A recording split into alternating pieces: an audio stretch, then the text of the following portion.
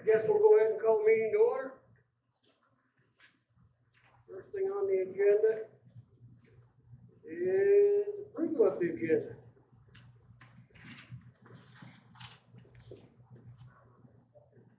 Are there any changes or anything, sir? Are the Stoker kids for their donation for the fair? So they're gonna come, we'll accept it when we do it, but, when they get here, we'll have them present it to the board. And then the only other changes, we thought we could do A from old business and A from new business together, because it has to do with Lincoln's here. So. A for old business. I present their contract and the resolution. We can do it all at the same time. Okay, do I hear a motion? Mr. President, I move that we approve the agenda as presented. Second. We have a motion and a second to approve the agenda. All those in favor? All opposed? Moving on, open forum.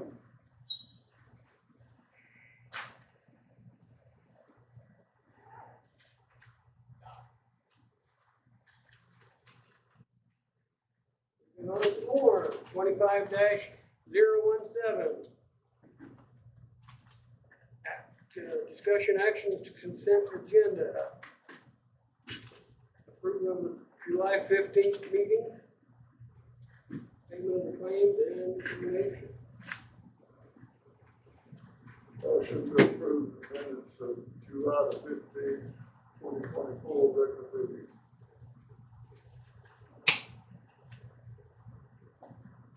I'll second. Motion to approve minutes, July 15th meeting. And second, all those in favor? Opposed?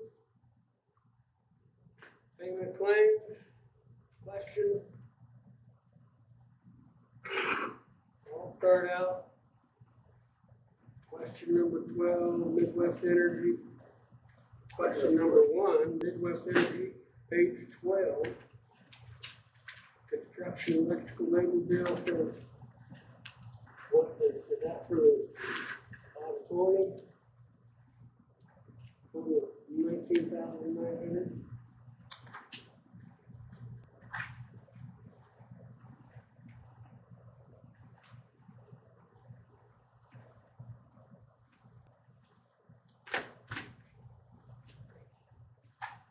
If that's for the work this summer or if that's for the modular school. One or the other. It'll be one of the Modular. It's page 12, the Midwest Energy. Yeah. A bigger one.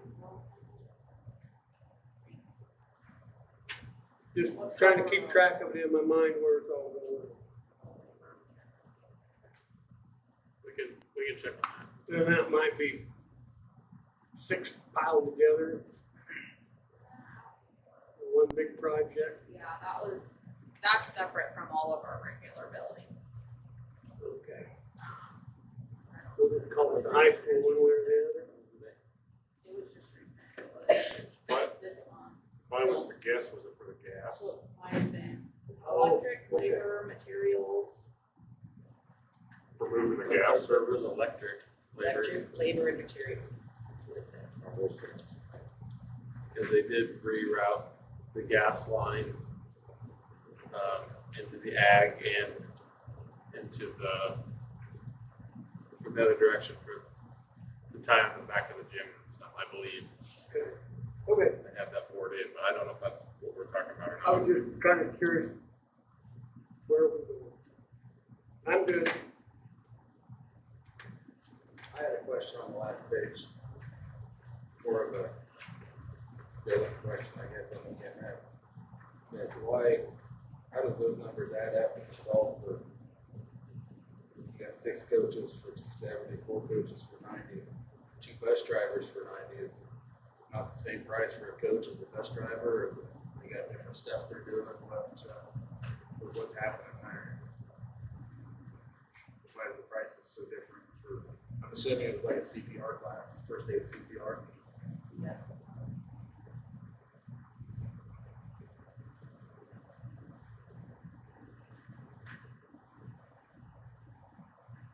The one that says four coaches should be two coaches. Because they're $45 a piece. Okay.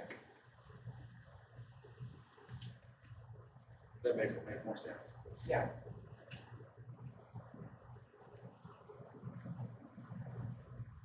Must have did them on different dates or something. I held a lot of classes. Oh, I think it was on one line, it was July 25th, there was 2 coaches and 2 bus drivers, so. Yeah. Yeah, it should be. It's hard to get everybody together and Within that 2-week period, I probably did 7 CPR classes for multiple entities. Terry, any questions? Yes. Have we received the insurance money on demolition? Yeah, we 900,000. was 750,000.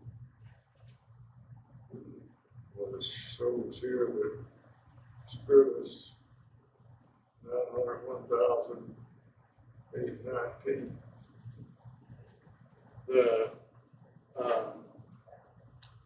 Yeah, we received that in November, and then there's also the demo of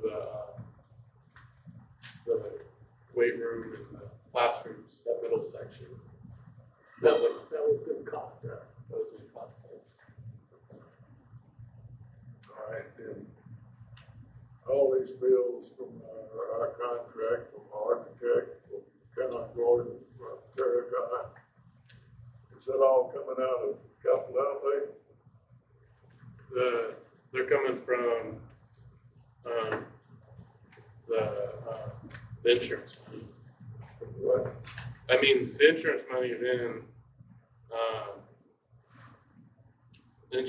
in capital outlay.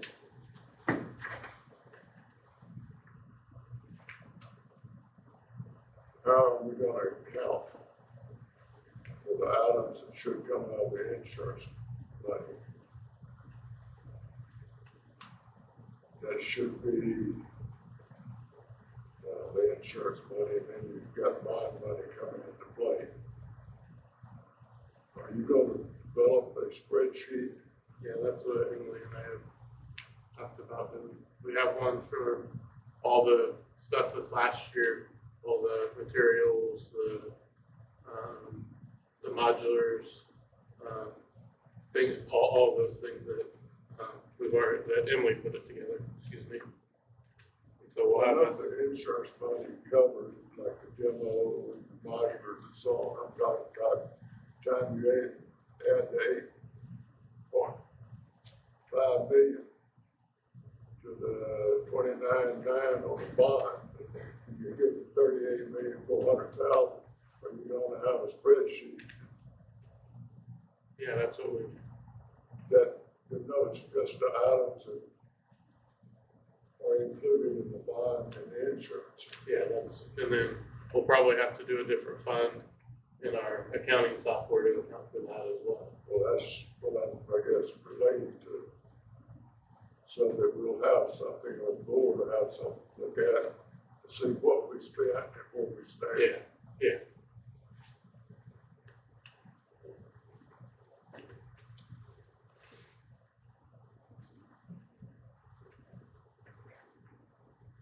Terry, you good?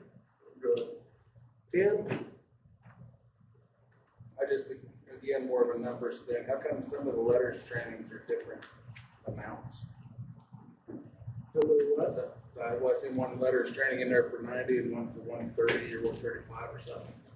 That one, like Dana didn't do the whole, Okay.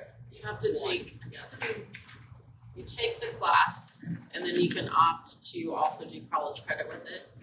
And so to move over with credits, if they have to do an extra assignment for it, basically. Some choose to do the extra credit, some of them don't. Megan, any other questions? Do we have vehicles that people are meetings and stuff? No? Well, I mean, we have the Suburbans or the vans. Did we used to have a little car? Was that years ago? We have one.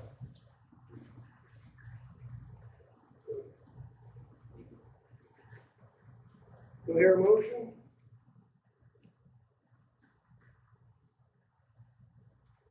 I'll make a motion to pay the claims as presented. I'll second. Motion made to pay the claim. Second, all those in favor? All opposed? Move on. 25-018, old business. So we're gonna accept the, Ryan, you wanna do that till later? We can accept it, and then when they get here, we can Okay. just see what they got to say, unless you wanna wait. No, let's go ahead and do that.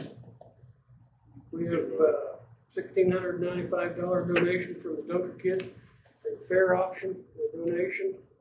They will be here at a later time to talk to us. Do I have a motion to accept the donation? I move we accept the donation from the Dunker Kids. Is there a second? Second. 10 seconds, all those in favor? All opposed? Now we can move on. 25-018, old business. Approval of Piper and Sandler contract. so, this is, since the bonds passed, this is, and we know the amount of the bonds that we can do. This is just finishing up the contract. We approved using them November, December, whenever that was. So it's just, I think it's what that they sent earlier, just with the cost of it, or with the fee. And that's $140,000. Is that a not to exceed number? Correct. Yeah, right. Yeah, so that, now that we know, you mind if I, No. now that we know the final bond amount, because before those discussions earlier, we didn't have a finalized bond amount we were moving forward with. Yeah. So now that we have that finalized amount, we know that it's gonna be 29.9 million. This is the fee based upon that.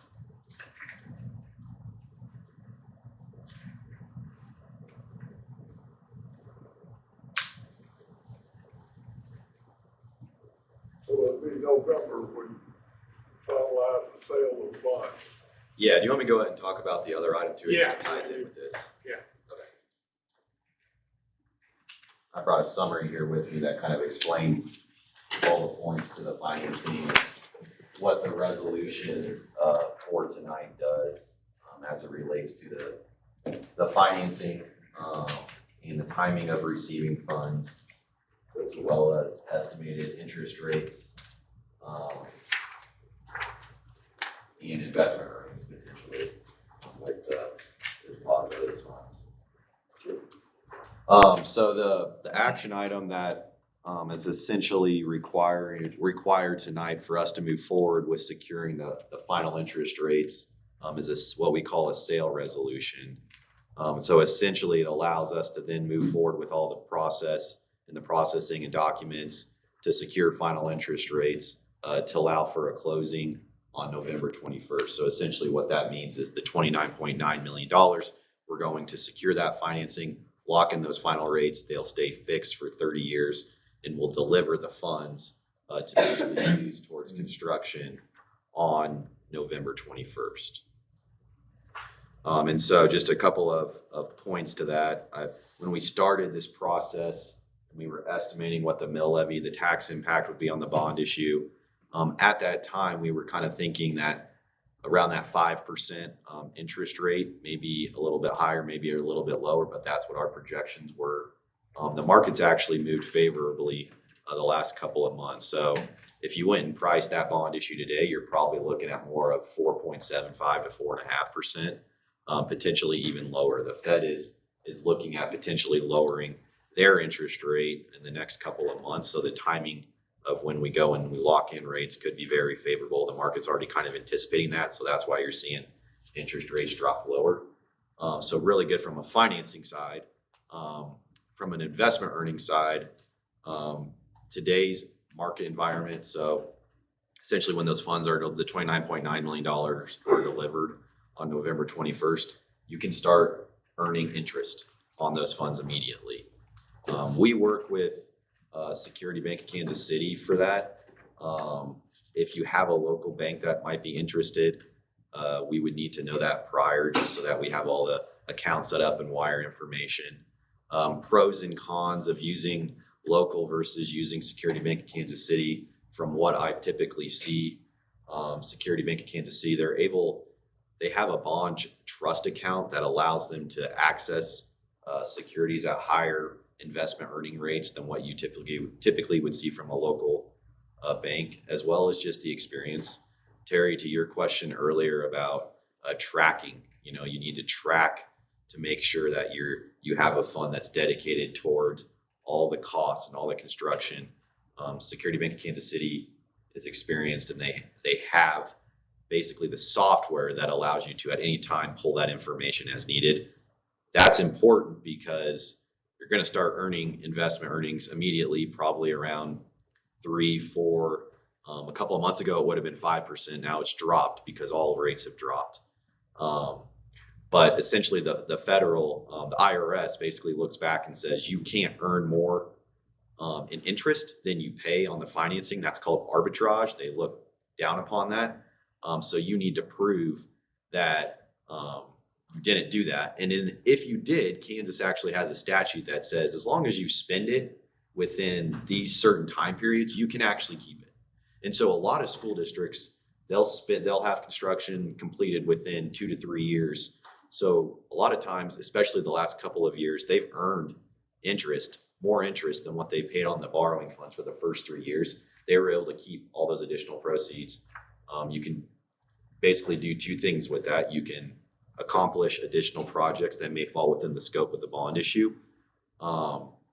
It's just based on how that bond election language was written. It really puts the additional funds that you gain into your board's decision making and how you want to spend that. Alternatively, you can pay off bonds early if you want. So they'll put it into account to pay off bonds early, or deposit that into your bond and interest fund so that you have a lot more mill levy flexibility up front. So you may have a year where collections don't come in as high on the sales tax revenues as we were expecting, or your assessed valuation drops a lot. And instead of having to increase your mill levy to offset that, you now have these additional investment earnings that you didn't have to use available to make up for that loss of property taxes. So essentially, it just gives you a lot of options and a lot of flexibility moving forward, but we will have to make a decision at some point whether we want to move forward with Security Bank of Kansas City as the holder of those funds and the gaining of investment earnings that you would hold as a district versus a local bank. Their fees that they charge is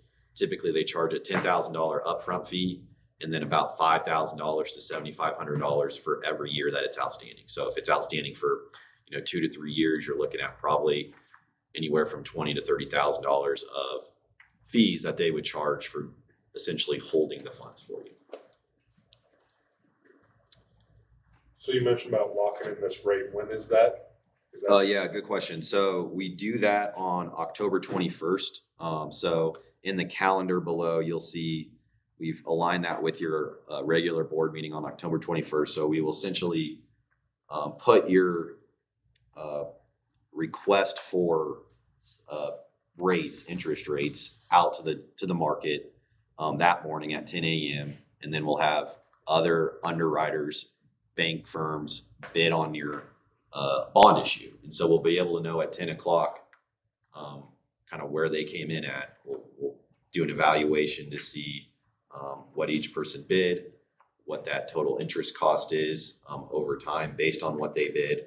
And then we'll come back later that evening and basically go through this similar process where we approve a resolution that finalizes the final interest rate and then allows you to close on November 21st.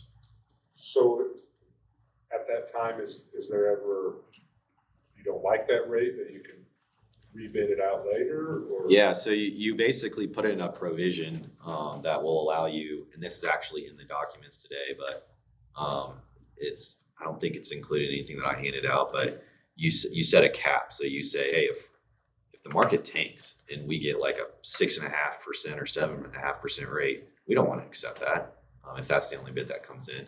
So there's provisions in place that basically allows you the authority to deny the bid. And I'm not sure exactly what that rate is for these sale resolution documents, but it's in the full resolution in the parameters. Yeah.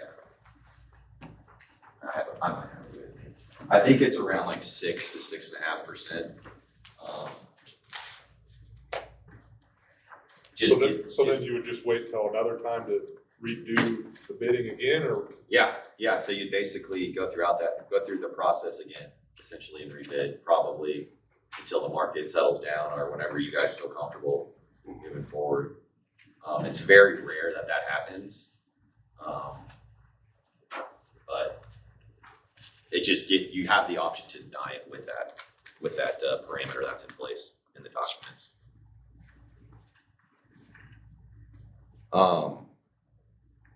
So tonight the resolution, essentially they'll need to be similar like what we did with the election resolution, where someone would need to make a motion, then second, and then a vote for us to move forward. And then we'll come back after okay, don't worry about it. And I can send it to you later. In October, and essentially lock in that rate, and that's locked it's a fixed rate, so it's locked for 30 years. You will have the ability, after we've basically written up all the documents, to where you have the ability after 7 years to start repaying that at no penalty. 7 years to start that. 7 years to either refinance or start prepaying those bonds at no penalty. So if rates drop lower here, in the next 5 to 7 years, you have the ability to lock in that lower rate, and save interest cost as a result.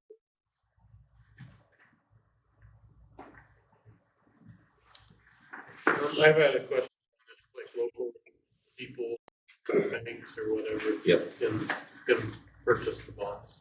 Yeah, so essentially what will happen is, if there's interest in purchasing the actual bond issue, when we go out to lock in the final interest rates in October, you'll want to reach out to your broker, whoever you have your account set up with at your broker, and then they'll reach out to the potential bidding banks that are looking at bidding on the sale, and be able to give you what we call retail demand or interest. So essentially, because you're a local investor, you have priority. As long as you're willing to pay the interest rate that bank bids, you have the priority of all the other investors to be able to purchase.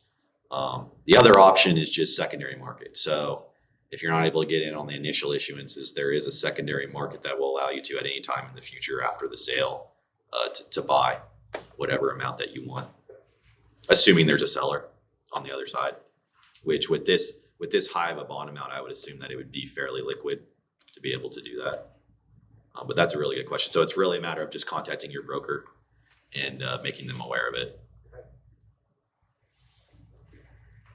Eric, the one other thing that I wanted to talk to you about is the interlocal agreement. I talked with Garth Herman, the attorney at Gilmore Bell, and while we included the 97% allocation to the district in the bond election or the sales tax election question, there's still, just in terms of timing of when you would receive that tax collection from because it's really what happens in that process is it goes to the county, and then they are making the decision, okay, we know that 97% of it goes to the district.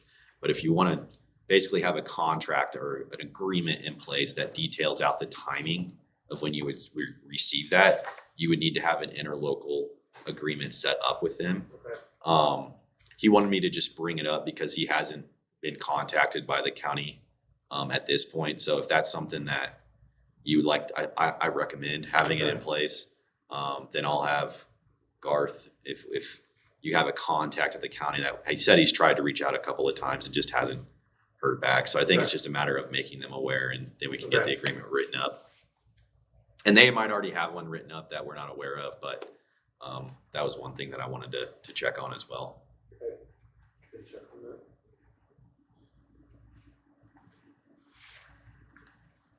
You're fairly confident that that interest rate is gonna be 4.5 to 5%? In this market, yes, it could be lower. I would say all of our numbers that we're still using assumes over 5%. So if we come back and the rate's over 5%, in that 5.25% range, we're still good from a financial plan standpoint in the levy that we're showing. I would just say based on today's current market right now, for this size of bond issue, your potential credit rating, 4.5 to 5% is a good range. I can't tell you for certain if that's what it's going to be. But we do a lot of bond issues for the state of Kansas in different issuers, cities, counties, school districts, and right now that's the current market, and it's continuing to improve. So rates are getting lower and lower over the past couple of months. I'm gonna put you on the spot. What do you see this future election doing to it? Oh gosh, I don't want to speak to that. I don't even want to speak to future interest rates, but I can tell you what's happening now and what our plan was, and it's looking really good. It looks like the Fed is going to change that interest rate, drop it after that October 21st date. Do they have the flexibility to push it back? They could. We would have to know pretty early on, probably 3 weeks in advance of that. So before October 1st, before we print and publish all the documents. I will say that a lot of it is already baked into today's rate. So a lot of market participants are anticipating a reduction. So they're looking ahead too. Yeah, so if it happens, then I would say there's not, it's more of if it doesn't happen. So if they don't lower interest rates in September, you could potentially see an interest rate spike because they were expecting it to.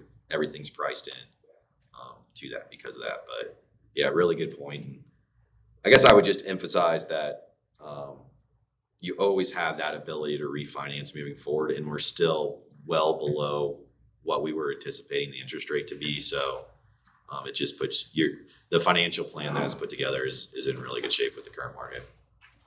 So then back to my question about when you, on October 21st, locking in the rate, being able to deny it, like you said, it's only if it's above a certain percentage. Yeah, if so it's below that, then you have. Yeah, let me see if I can find it here real quick. But in those documents,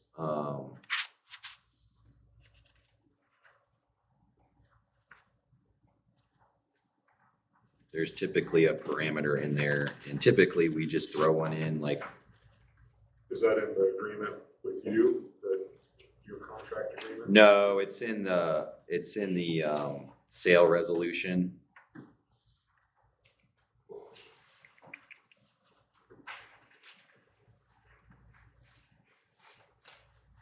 But it's typically around like 6%. I don't know if I printed off that page. I'll look into that and I'll send it to you guys after this meeting, so you know exactly what that rate is. But I believe it's right around that 6% range.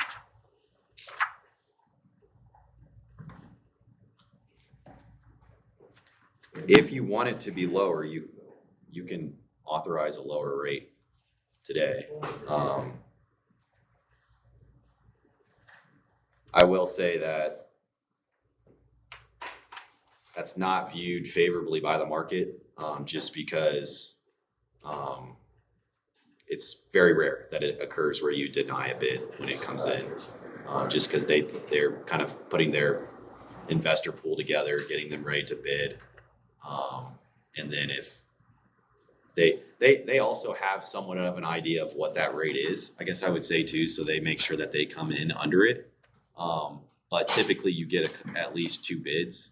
And so because of that, someone wants to win that bid, so they're going to try to be as aggressive as possible as a result. So when they're bidding, I mean, is it they each know They don't know what each other are bidding. Submitting one and then seeing. Yeah, so nobody knows until that 10 o'clock period is. Eric, I'll send you the link to that when we go and do it. It's actually pretty interesting. There's a countdown clock and you can see like who submitted, but you can't see what their interest rate is until that clock turns 10 to 10. And then you click on results and you can see everyone's bid at one time.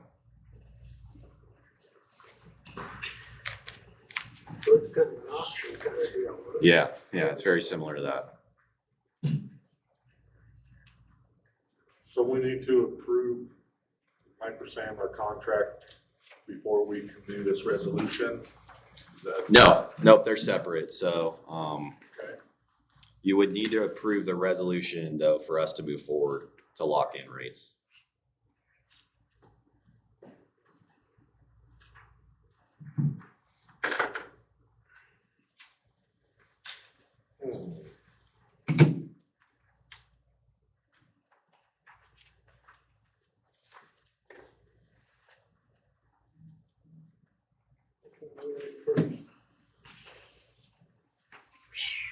Well, is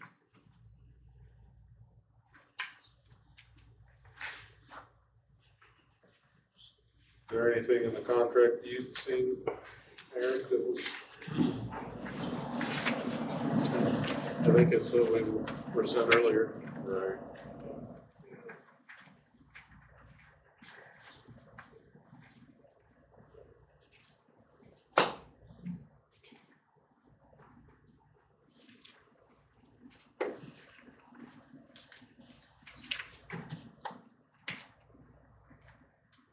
Good with contract? Anybody else?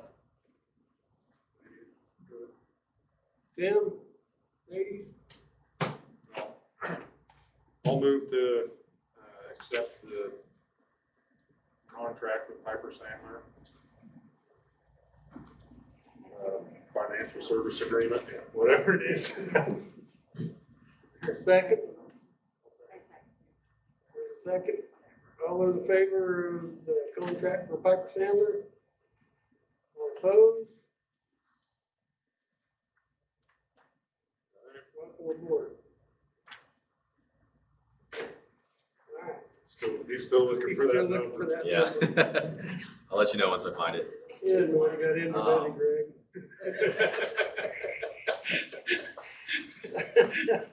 And then once you have an idea on Security Bank or a local bank, just let me know. I'm happy to have a call with local banks too if they're interested. Okay. So they can understand kind of what's all would be required, but there is that collateralized deposits that's required. So a lot of times, just given the size of a bond issue, that's a lot for a bank to commit to. But just let me know. Okay. All right, read this page. Just, I don't know if that's where you're right there. No. So we got resolution. Resolution. Where's the resolution? It's just, the language is just on the agenda. Where's the resolution? I said we have to read it, so Amber, you're up. What's this one? Yeah, this is the easiest, I would take this resolution.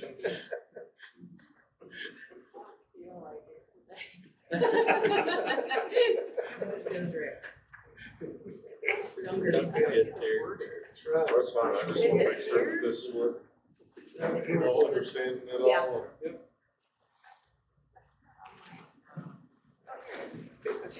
All right, ready, Amber? Why are y'all throwing her under the bus? She's the only one that reads about it. I'm not sure. Oh, Megan, does that make it easy for you? No, I'm saying, man, that's you guys are front table. Yep, that was black line. That's it.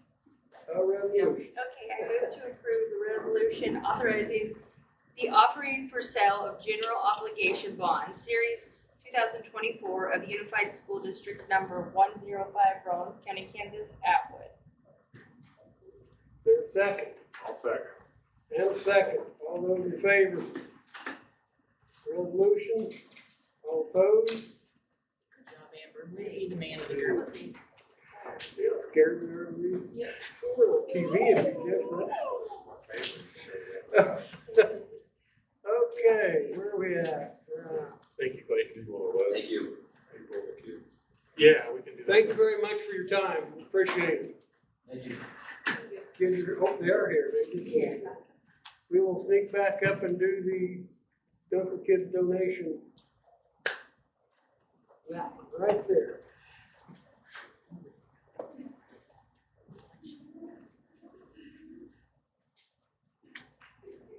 What a cruise. The Dunker Kids are going to donate $1,695. That is a lot of money.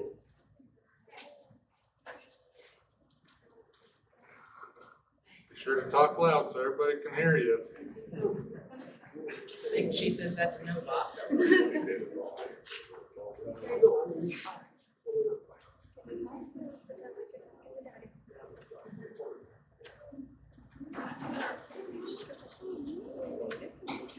You need a cookie jar for the fair. It paid $1,695. We want to donate it to our school.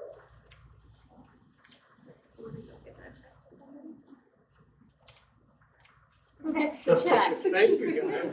That's very nice. Job well done. So you,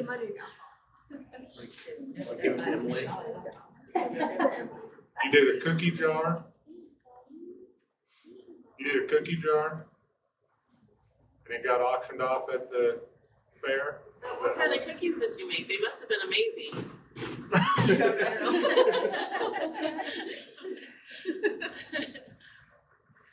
Well, I think they deserve a round of applause. Good job, guys, and thank you very much. Thank you. Well, I want-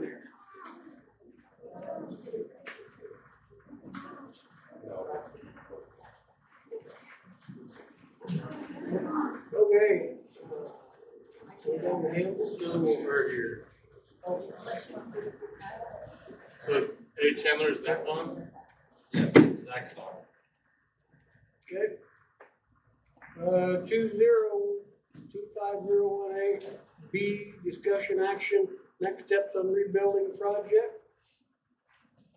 Mr. Gregan. Look, Zach's gonna go first. From the count. He should be on. Are we coming? Not big difference. I see him down there. Can you guys hear me all right? Do I need? Good. Good. Chandler, can we turn it up?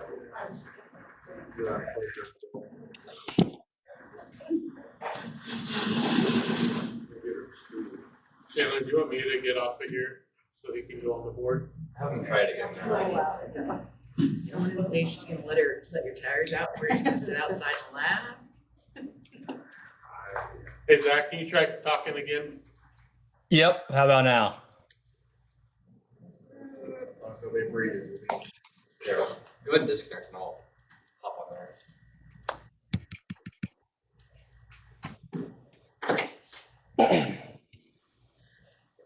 Speakers are just through the computer. Eric Wolty, can you hear me all right? Yeah. Okay.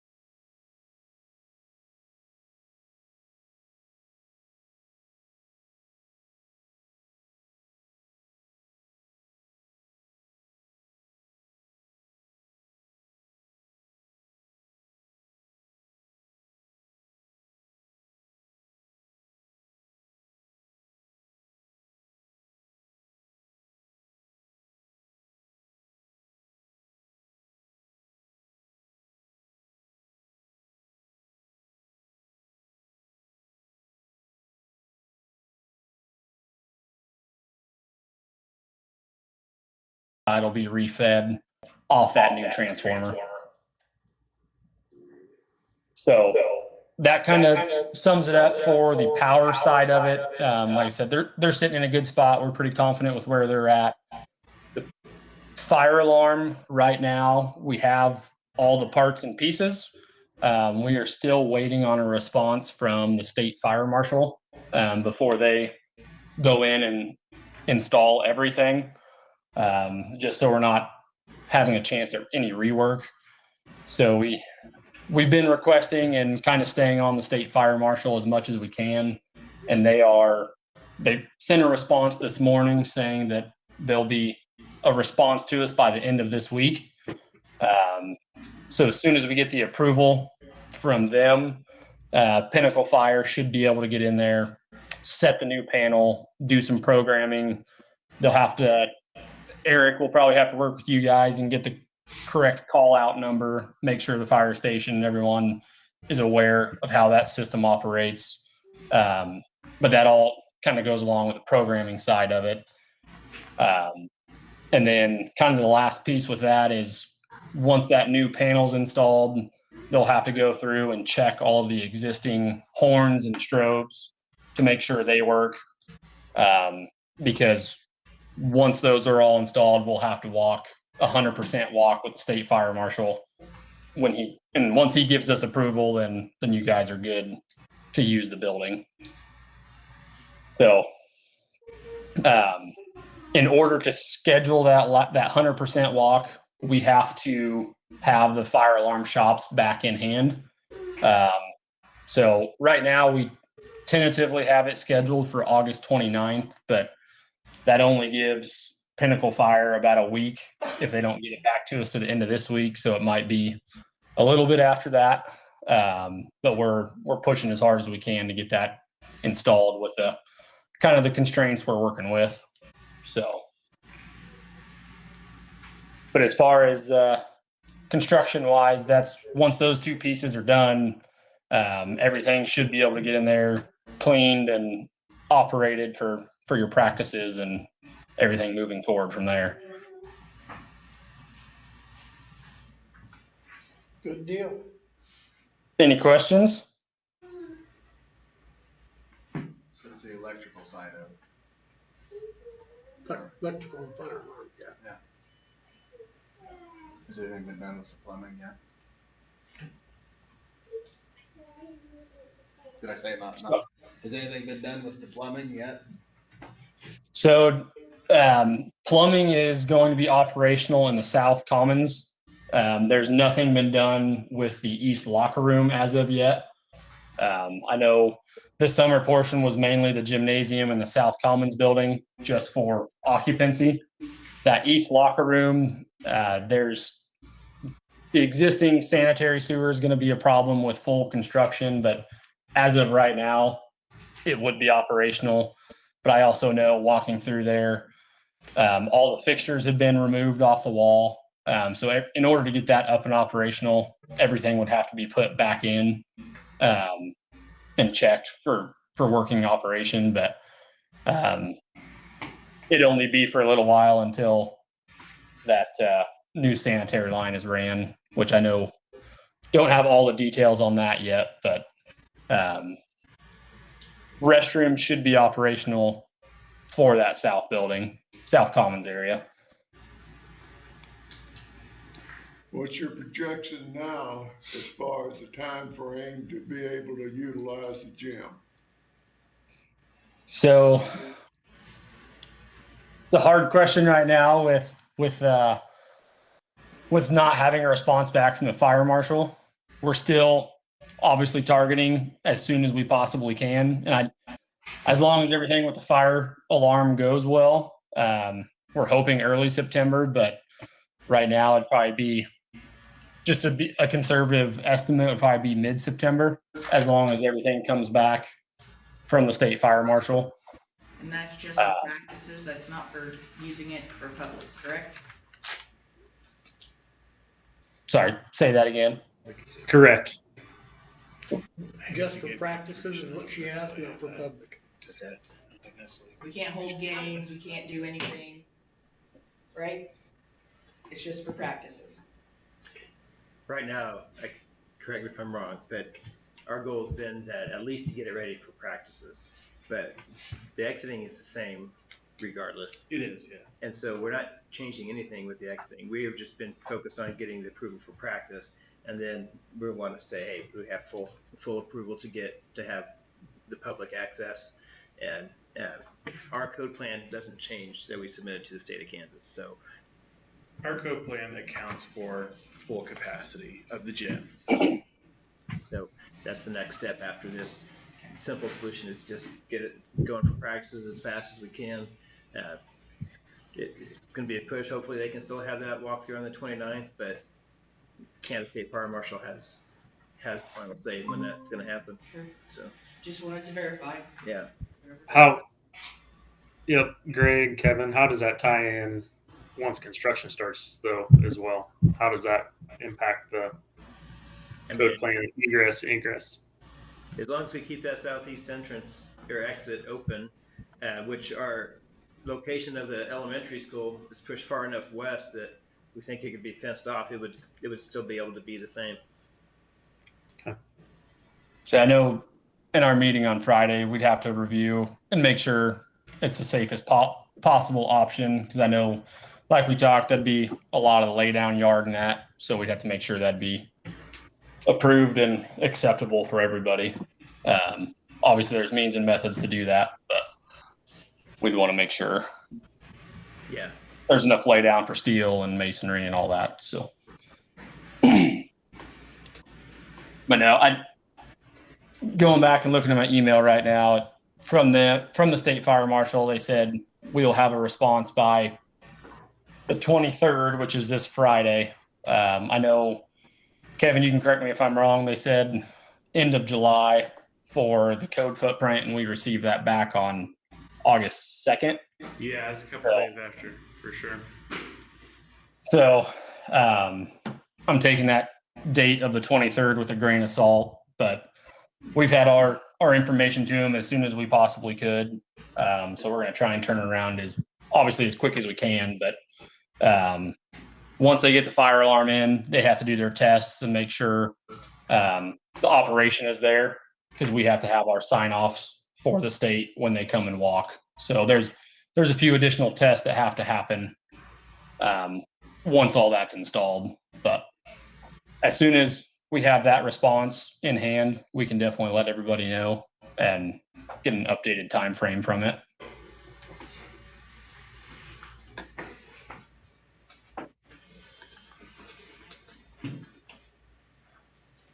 Anybody else? Okay. Okay. Well, I saw Barry jumped on here. Barry, if you want to give your pre-construction update. You bet. Thanks, Zach. Yeah, so we're currently out for pricing on the SD package, or the 30% set. We're expecting trade partner and market input to be filtering in here later this week. And then we're going to take this is the kind of first look at the budget based on the most current drawing set that we have. Okay. And we're calling it I think Greg and team are referring to it as the 30% set. So if you hear me say 30, schematic design versus 30%, that's kind of the same language, just different terminology. Okay. So we're currently spending a few days here to get market input from some interested trade partners, and what that's going to do for us is help get the most kind of accurate pricing that we can for this current period. Barry, can I just interrupt real quick? When you're talking about the 30%, I kind of want to clarify for everybody, that's 30% farther than what anybody usually is at this point. Is that correct? Yeah, usually we don't start any drawings until after a bond is passed. Right. This is a little different situation since you had $8.5 million in insurance money. I've heard that 30%, and then people are going, "Oh my God, they're only 30%," but it's actually 30% farther than where. Well, and to also clarify that, we're not going to be 100% until later this fall, but we're going to be 50% complete in, is that 9/17? It was 9/6. Yeah. So, but the whole idea of that is we'll be 100% done with the foundations and 100% done with some of the mechanical, electrical equipment that'll let that get procured. So that lets the long lead time items happen and lets us hopefully start construction this fall so that we can get the project moving forward. So yeah, even though we only say 30% complete, there's portions that are much farther than that. I just want to put a positive spin on it. Right, I understand where you're coming from. And the 30% was of the 7-12 portion, not including the elementary portion. Yeah. Okay. Go ahead, Barry. Yeah, so thanks for clarifying that, Greg. And I think what is important here is as we look ahead and we think we're, maybe a month to 6 weeks away from having a set of drawings that we potentially kick out on the street for actual bids from trade partners. This is a pretty important budget look for us to really get a pulse on where's the project at based on the progress that we've seen so far. So that's why we're taking a little bit of additional time here to get some of that good market input from folks that are interested in the project and would be potential trade partners for it. And then provide that accurate feedback back to Greg and his team and the district, so you guys all have good understanding of it. So what we're trying to do here is get enough accurate information that we can all make good decisions on our path forward before we have those drawings actually going out on the street and starting to have bids come in and starting to procure early equipment packages and that sort of thing. So what our plan here is, we're gonna, like I said, later this week get trade partner market feedback in. We're gonna take a few days next week to get those kind of normalized and assemble the whole budget, and then targeting. Ideally, we're looking at kind of late next week or that kind of early right after Labor Day to sit down with Greg and Kevin and the teams and review those budgets, and then look to be out in front of you all here kind of that first week of September or the first full week of September, the week of the 9th, to give you all a kind of that report out of where we're at.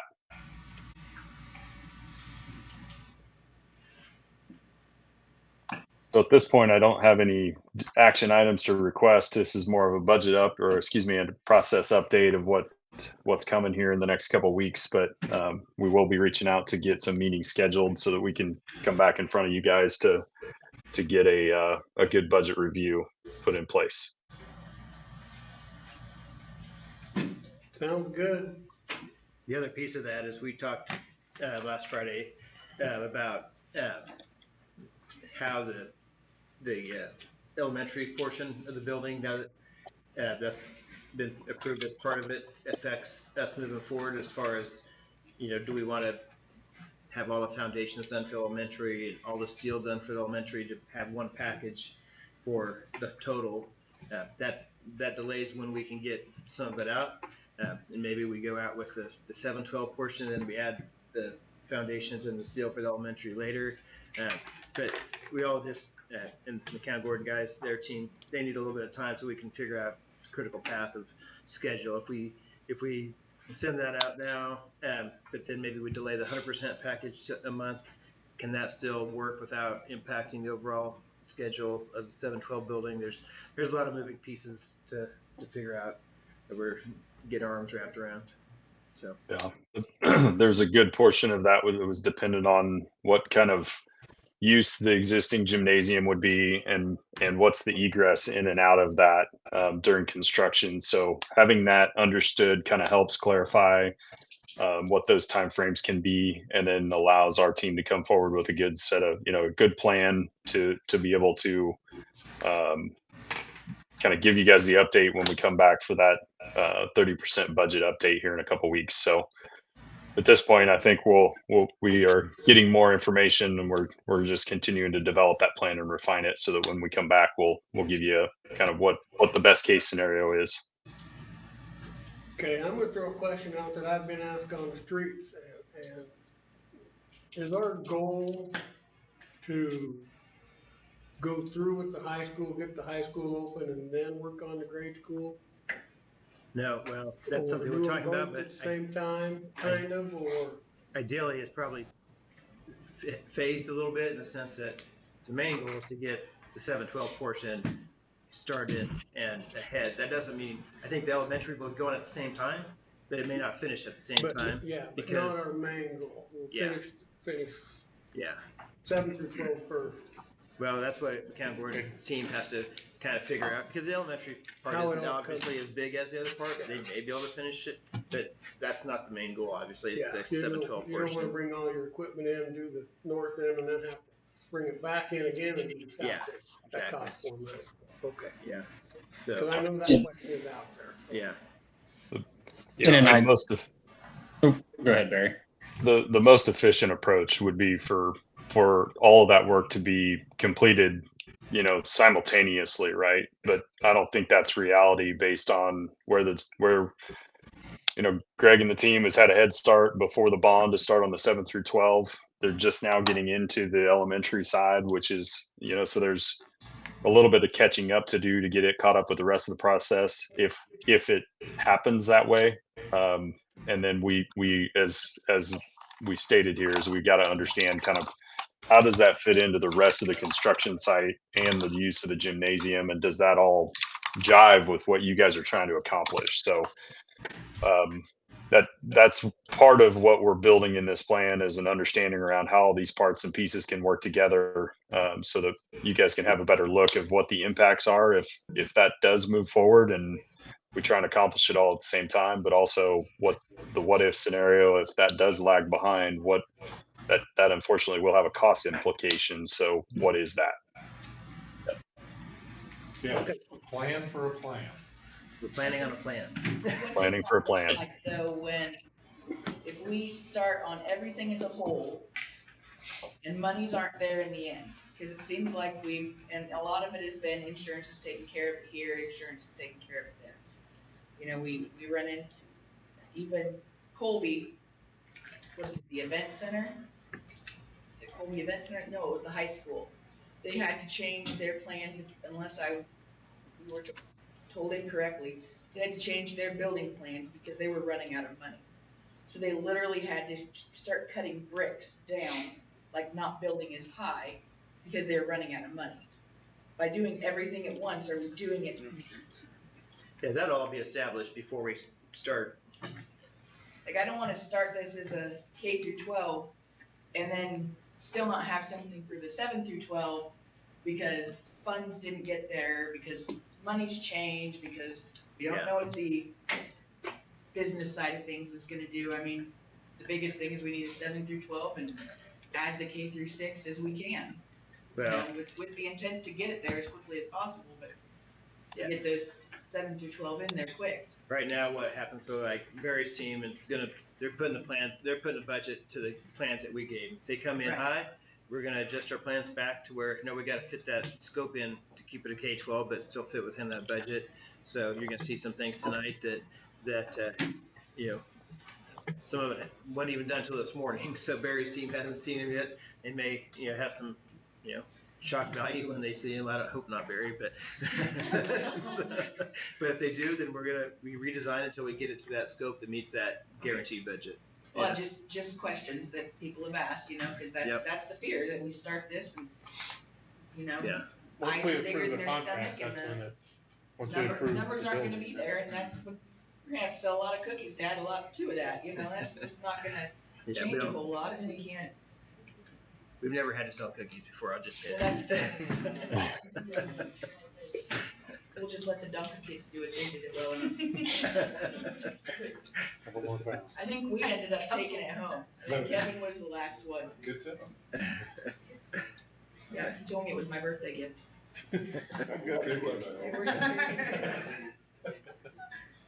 You projected December of next year. We said that was the goal. Yes. We said that was the goal. Yes. That's what I'm relating to. Yep. What's the goal now? That's still the goal. We've always also said a lot has to fall into place to make that happen, but that's the goal. That was also the goal when we were supposed to start March too. So we still got to analyze that, Terry. We got to go through all the information that Greg and his team have provided and see what it's looking like from a full construction schedule. Well, I know it's a lot of factors gonna come into play, and weather's gonna be one of them. Right. Yep. Yeah. So I'm just looking at what is realistic. And personally, I don't think December of next year is realistic, but that's my judgment. That depends how It's we get just a started, goal. yeah. That's a goal, yeah. So alongside this budget update that we're going to bring back here in a few weeks, we'll have obviously a schedule update, as well as kind of a comprehensive plan of attack. You know, these things are fluid and they're in development. As we get more information, that plan starts to refine and gel, you know, all the way up, even during construction in some cases. But we're going to look at this as kind of a comprehensive update for it. So have a little bit more information as we start to bring this thing together here towards the 1st of September. Yeah, things have changed also. One of the reasons we had that goal was you didn't have the portables paid for past August of that August 25, but now you have the portables paid for. There's a little more flexibility there. You can move in and at spring break and at least finish then, or there might be ways to juggle some different things to have portions of the building open, but not all of it. So there's a lot of moving parts we got to figure out, but that's what we're definitely going to spend a lot of time in the next few months doing. All right, once the gym is open and can be used for practice, at what point in time will it have to be shut down? That's something that we still need to work through with Count Gordon team on you know, there's going to be construction going on both sides of it, and looking at how you guys want to allow that or work through that. That's still kind of to be determined. So There's a lot of factors included in that, including, you know, the services that are tying into that: power, water, sewer, gas, and how are those impacted by the adjacent 7 through 12 construction. You know, for example, I think it's the sanitary sewer line that goes out the east side of the locker rooms, actually routes to the north, and the new gymnasium is going to be built over the top of it. So some of those things just haven't been developed yet in the drawing, so we don't have a good answer yet. But those are the types of things that as we start to get that information to clarify, that plan is going to be refined, and we'll have more precise dates around those types of questions. So this is why we plan to plan, right? Is that there's a lot of different scenarios, and we try and shoot the gaps and make sure we're covering all the appropriate risks so that you guys can plan accordingly. Is that a good non-answer? I mean, we don't have all the answers right now, but and I mean by Barry and myself. I mean, it's we just don't have enough information to be able to tell you right now when that can or can't happen, but it still can happen that gym's usable. There's just some things we have to work through that you guys are going to need to see in the next month or two to figure out what you're comfortable with too. Well, So. a lot of questions weren't answered until the vote passed. Yeah. So now we can move on. Right. I think we need to, I was just gonna say, I think we need to start thinking as a board what is most important. Is it the fastest time frame? Is it, you know, regardless of what's open or not open? Is it keeping the gym open? What, some of those things.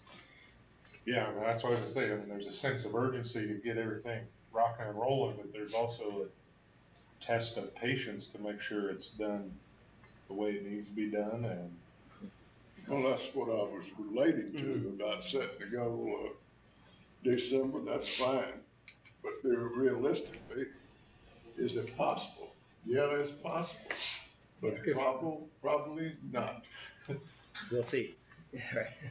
Well, you got a hole up there right now that's got to be filled and dirt compacted before you do anything. Yeah. When's that going to transpire? We just are getting the soils reports done, and that's all part of this whole site package that goes out on 9/17. So. We'll know more next month. Correct. We'll know more when we know more. Have a meeting about meeting dates, all. Anything else, Barry? Anything else, guys? All good from my end. Zach?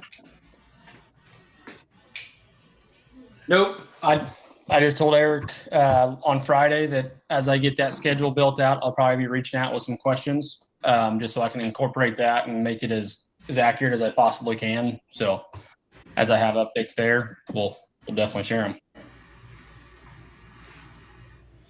Appreciate that. Anything? Nope. We ready to move on? Thank Go farther in Michael's Thank life. you. Craig's got it. So we have an update on our plans, presentation to you guys as well. You can go to the next one.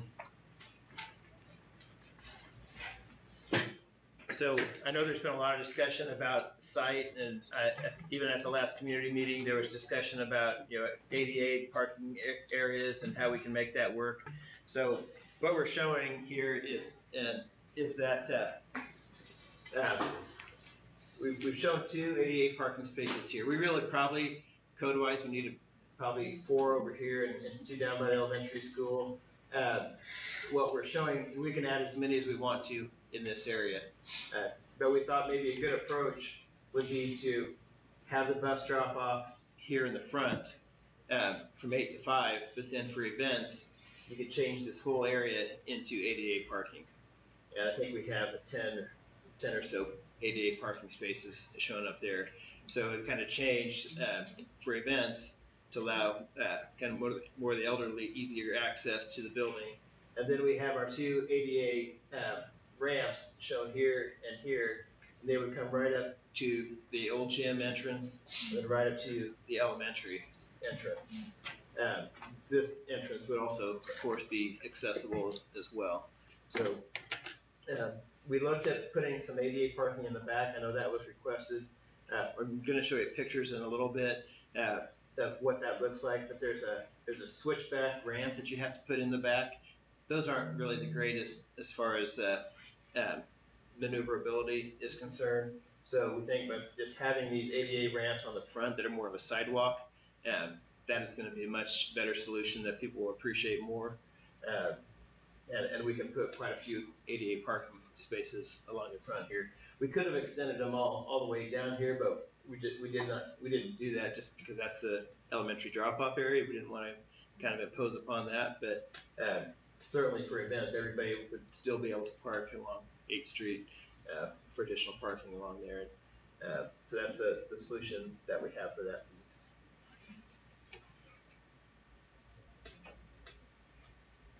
We locate the maintenance building and the greenhouse up on the northeast corner of the site.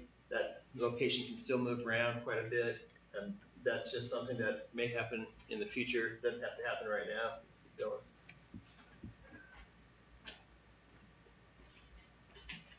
This is just a larger view of that. There is an electrical transformer. The final one, how we talked about the temporary one will be in front of the old gym.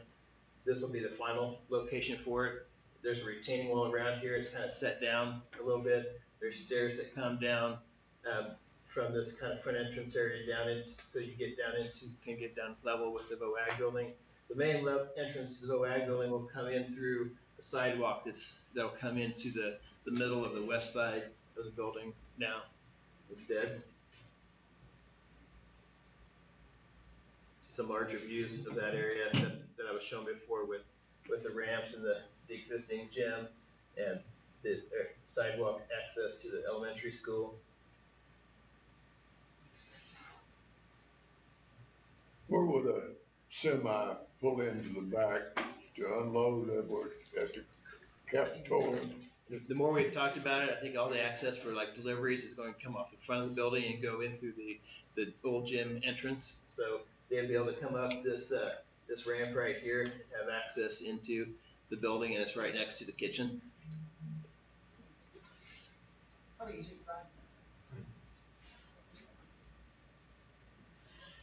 play. This is that concrete parking area where the parking is for the football field, and also some basketball goals back there like we've shown, and then have the play kickball area down in that area. This is a continuation of the development of the plans. Yeah, a lot of our staff has been meeting with the teachers, talking about their individual needs, developing the plans accordingly for that. You won't see a whole lot of changes from what we've seen before. You will see a little bit of change to the corners of the building. You'll see that we have some options for the exterior that we're going to present tonight. Nothing needs to be determined yet. Kind of our next steps are we need to work with Barry's team and Eric and Zach and Jeremiah to hone in on the cost. We're going to study the cost for these options, and then when they come back on the 9th or that week, then we'll be able to kind of more solidify the direction that we need to go in. We do probably need to make some decisions upon what the exterior of the building is going to look like in the next 4 to 6 weeks. So hopefully we can give you enough information that you'll feel comfortable with that. See, keep going to the next one. As long as it looks good, it lasts forever, and it's super cheap. That's all we need. That's all we need. Okay. We'll see that. So, again, one thing we have talked about on this second floor area is adding a clerestory. Again, we have to study the cost implications, but we'd like to get some natural daylight into the second floor common space. We have natural daylight on the first floor common space through these hallway areas, but we didn't have that on the second floor, so we've been looking at that. Still have some work to do on the office configurations, but we're getting close on there on the elementary school side. Again, this is the plans for the gym, the old gym, and these kind of are hard to read. These are from our construction documents that we have developed. These are the locker rooms below. And you can kind of see kind of a key plan up here of which area is represented on these drawings. Keep going. So this area is the cafetorium and kind of the media center piece of this. Again, this is the media center. One thing that we've looked at for the entrance of the media center is instead of, since we're not going to have the entrance up the top of the hill like we used to, and we have salvaged quite a bit, and a lot of that was able to be salvaged. That main entrance piece kind of came off in one piece, and I don't know, we're still working through some of that, but we want to reuse a lot of those pieces at the entrance into the media center to make it look like what was on the exterior of the building as much as we can. We might have to get creative in how we recreate some of that, but that's the direction that we were headed with some of that at this point. This is where the kitchen is located and the entrance. So basically, this is the gym entrance, and you would come right in through here into the kitchen, making that delivery pretty easy off the front of the building. And then the concession stand is located right here off the cafeteria and then off of that hallway to the back for the football field as well. This is the upper level of that area. We've kept this open. This would be a sound booth for performances. It'd be open like a lot of sound booths are. And working through some of the pieces in here, we've got an acoustical consultant on board, Henderson Engineers out of Kansas City, to help us to make sure we have the acoustics right for performances and cafeteria in there. One thing he did say is that making it right for for an auditorium experience might make it a little loud on regular lunchroom activities. So we're working through some of that and how we can kind of create a balance between all that. And that's the second level. This is the first level. This is the second level of the end of the classroom wing in high school. Keep going. And this is hasn't really changed much as far as the layout is concerned with the gym. So keep going. And that's the upper level, which again hasn't really changed. One thing we are looking at is reworking these bathrooms a little bit so they can have door access off of this track, so that they're off of the activity area for the gym, not having to go back through the hallways in the high school area. And this is the art room that's in the WOAG area building. So you come here, this would be an entrance area right here. There'd be display and the cabinets right here. These bathrooms are existing, and this would be turned into art with ceramics. And then this is more of a facilities area for a shop area. This is storage for the art there as well. So we've developed some exterior concepts, some things that we really tried to hone in on, are that, the top of the hill, pretty important, right? And we've tried to incorporate, or we're showing incorporating some of the existing elements that were salvaged from the previous building, but yet not making it an entrance. This would be where the media center is on the first level, and the science lab, the science classrooms are on the second level. We heard a lot of things that we want it to be respectful and mindful of what has been there, but we also want this to look like a new school.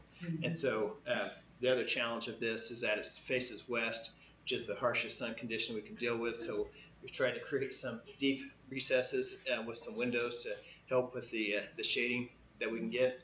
And so one option here, this would be obviously looking at the front of the building. And then I don't think you quite see it from here, but this is an entrance option that we had for the high school. Go to the next page. Again, what we're trying to do is we angled both ends of the high school and elementary, so that as you get to the top of the hill and you look either way, you're kind of drawn in either direction, and you can see, oh, that's the entrance, that's where I'm supposed to go. So this option, it has some red columns.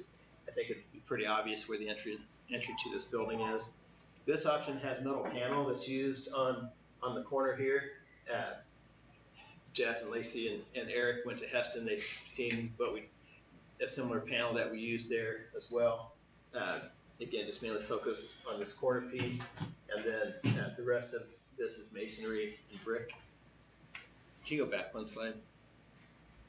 So you'll see here we have this metal panel at the corner. We're looking at different options for what we could do in these middle areas. It could be, it's hard to see on here, but this is brick, this is metal panel, this is basically a spandrel glass, which is glass you can't see through, but it still looks like a window. These are all the things that we need to go through with the mechanical work guys and their team to look at cost implications and come back to you and say, okay, that fits the budget or it doesn't fit the budget. So those are the things we're going to be exploring with them. Okay, keep going. Next one. So here you can see kind of the front, how it draws you, and you can see down to the entrance to the high school. And you can see better here the different options of brick versus metal panel versus glass that we're looking at. Okay. And then we turn toward the elementary side. This option has a little more colorful option to it. You can still see down to the elementary side. Still trying to be, I think hopefully you can see that we're being respectful of both the old high school gym and the look of the old, but then also creating a more modern look in the pieces in between and then at the ends. So what we've done here is, this is a glazed brick that we're using just to create more of a fun element that makes it look more like an elementary school.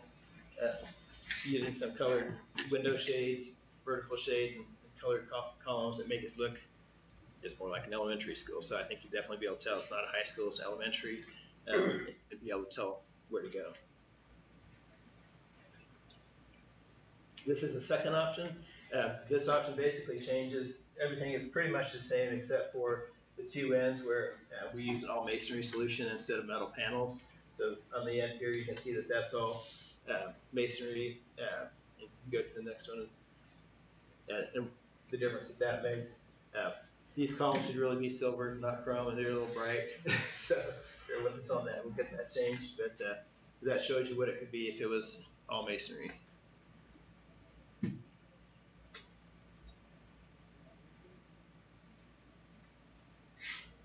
How do you decide whether to put Ford or Chevy in the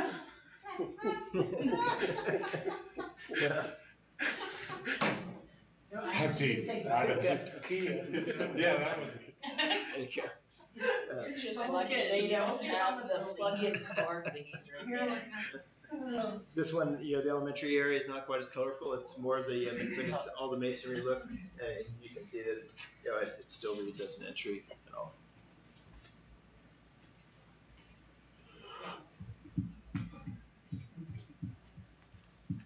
So where's the buffalo gonna go into the classroom to get the butt right up against? Literally. You gonna play rock, paper, scissors as to who gets it that year? Yeah. I don't know. That's definitely a decision to be made. Maybe it goes out in front, I'm not sure. So this one has a little bit different element on the front. The still has masonry, but it's more the cast stone look and with a different appearance, kind of here we raised these windows and lowered these. And so there's a few different things going on with this option. And then this doesn't read really great as far as that entrance on the left, but can you go to the next slide? It'd be something more that it's still a metal panel look, it's a little darker. Metal panel, you can do any color you want with metal panel. This one question was asked to us about the color. At Heston, we're doing a bright red. We do think that the colors now, they've got a 20-year warranty. Our experience is those colors, they've got a lot better with their finishes so that they don't fade. If it was to be this, it wouldn't be black, it would be like a charcoal gray or something, which would keep this color as well. And so, again, this has more of the darker color on the center, in the middle, and on the other end.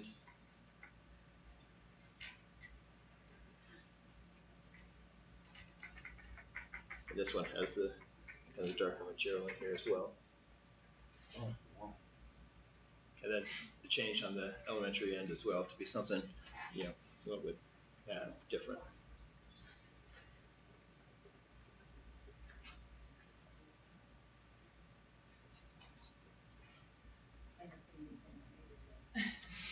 Here you can see we are showing replacing that retaining wall up in front here, but then stopping it so that we can incorporate the ADA ramps that come up on the sides. The only other way we could do that, I'm not sure if we have the picture in here or not, is, can you go to the next one maybe? No, go back down. Well, we tried to show one that has the switchback ramp on the front, but I know nobody's going to like that. So these sidewalks are definitely going to be a better approach than anything else. Given that they have to be a little bit longer, but it's well worth it.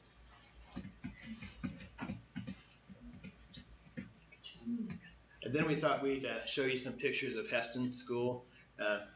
This is a project that just opened up last week. We just finished this high school wing. It's a 2-story wing. We started construction last summer. It took about 11 to 12 months to build this 2-story piece, which is why we think there is some hope of getting this done in time. But like I said, there's lots have to happen, and this one's a little more complicated because the gym connection, and there's just more going on. So it is more difficult for sure. But if you look in here, and you'll be able to see these later, but these are polished concrete floors for durability and maintenance. You don't have to wax them, you just mop them. It's really, we found to be a great solution in many areas. We did all the hallways in polished concrete.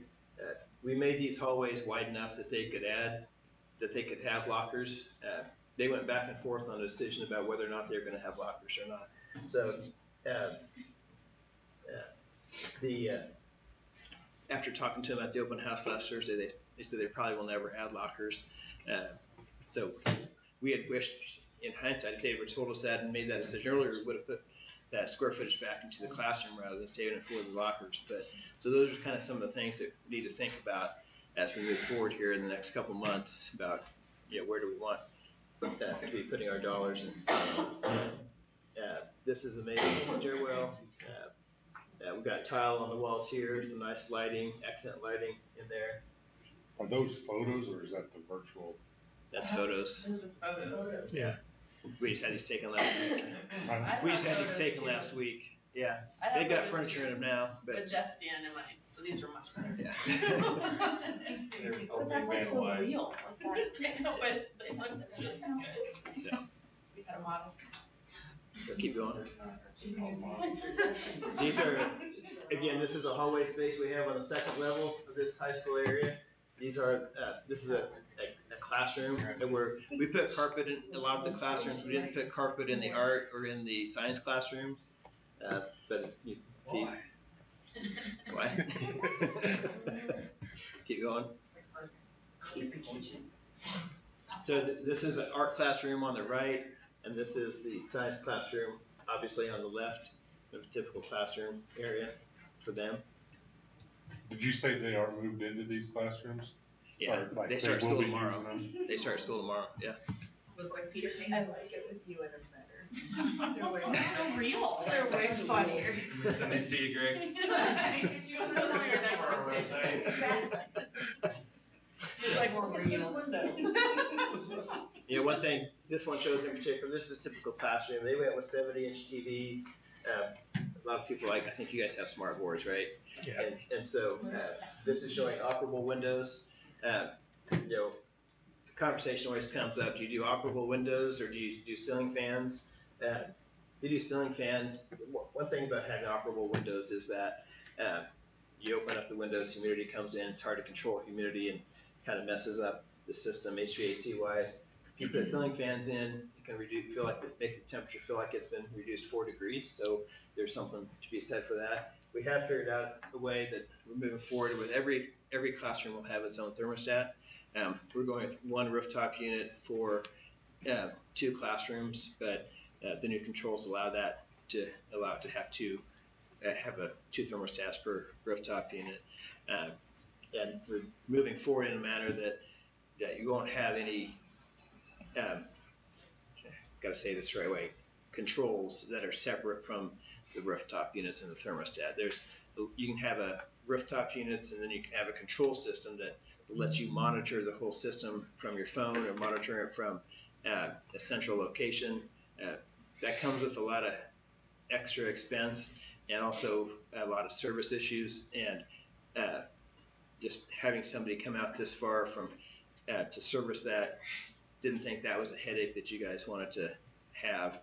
We've had some schools that we work with, Howard, Kansas, West Elk, which is about an hour away from Wichita. It was costing them $800 just any time they came out to service, just for a service call. So I can say experience when I was in Kiowa, I had to reset a unit every day when I walked in the door. That was on the controls. On the controls, yeah. Yeah, and so they can be a pain in the neck, and we just thought simpler is better, and you'll still have the thermostat in each classroom, and I think it'll be a good system. What about the areas that have, so like the cafetorium or any place that would have a concert?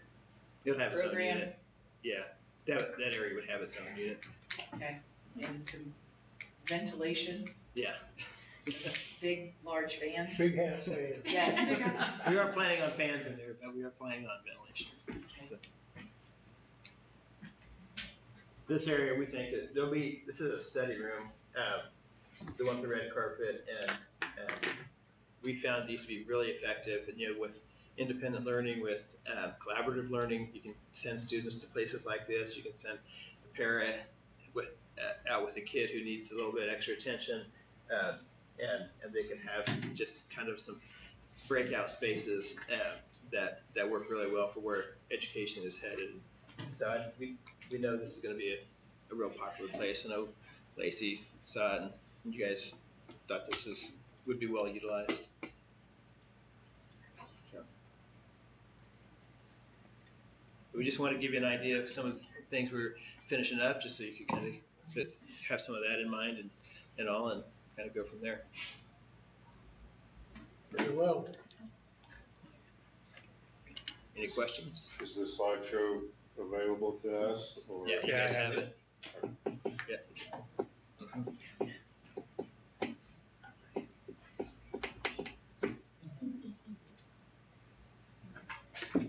All good? Any questions? When was the construction started on Heston? When did we start that 2-story piece? Check my phone. I've got timestamp on that.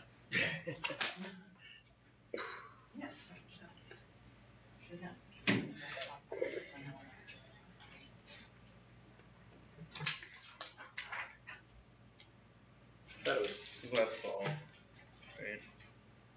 That was August, but Yeah, it was August. A year ago, yeah. and what stage is it in? So, They start class tomorrow. they start class tomorrow. So basically for this two-story addition, it's got basically the same footprint as the classrooms that we have on the 712. It was finished in 12 months. So, like I said, there are a lot more complications with this project because you have to start the basement of the gym first and get that going before you can really start this.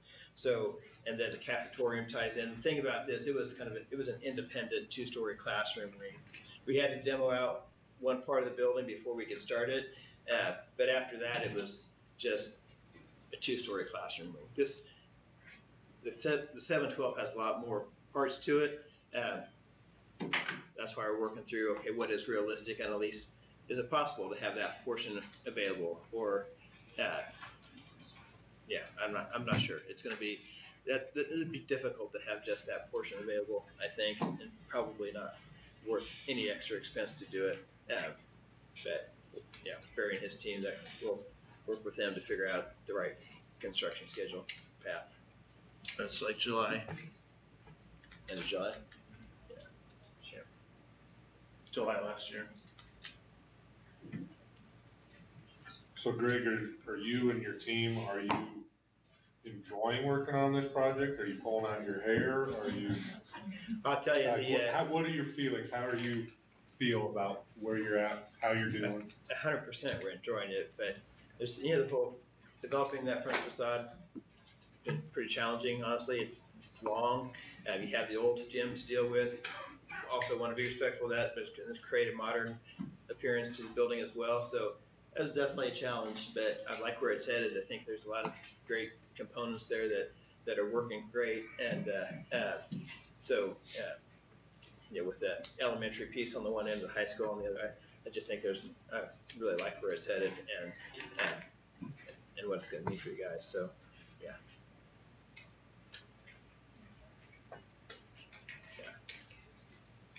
I think we were talking with Eric earlier. The gym is pushing right up against the track. It's pushing toward the track, so it'll be having track. It'll be interesting to see how we can isolate that. But yeah, it's definitely going to be fun. Good. I don't want to give anything easy, so. No, you do not do that. Appreciate it, though. I appreciate your work. Yeah. I mean, I don't know if this is a big deal or not. Technically, we've just been approved to start the 712, to do the 712 portion, but with the vote, I'm assuming we're approved to do the K through 12 at this point. So, with that, yeah, don't know an overstep, but yeah, the great thing about the vote, in my opinion, speak just for myself, is that it was passed by 68%, which is really indicative of what we saw in the survey results.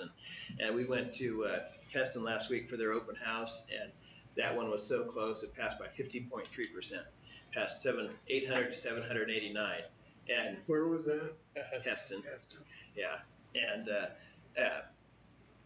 there's still some hard feelings over that, honestly. And there's people there at the open house who were no votes, and people who were yes votes took notice of that, and didn't mean to. They didn't want to be smug or anything like that, but it was, I think, in your case, that your community really has backed the K-12 moving forward with that, and just even the support of moving forward with the school project in general, whether or not you're not necessarily for the K-12 or and just one of the 712, just the community support in general overall seems more unified. So I think that's a really positive thing.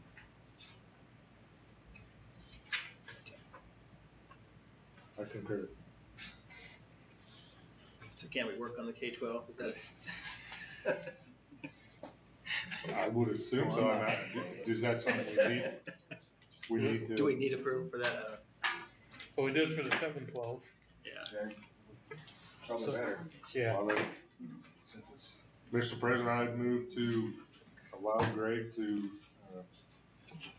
proceed with his plans for the K-12, the K through 6 portion of the building. Do we have a second? I'll second it. We have a motion to proceed with the school. All those in favor? All opposed? Okay, thank you.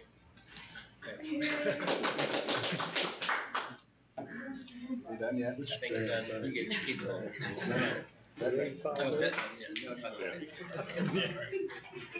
I'll make a motion to have a 5-minute break. I'll second it. Motion for a 5-minute break. Second, all those in favor? All opposed?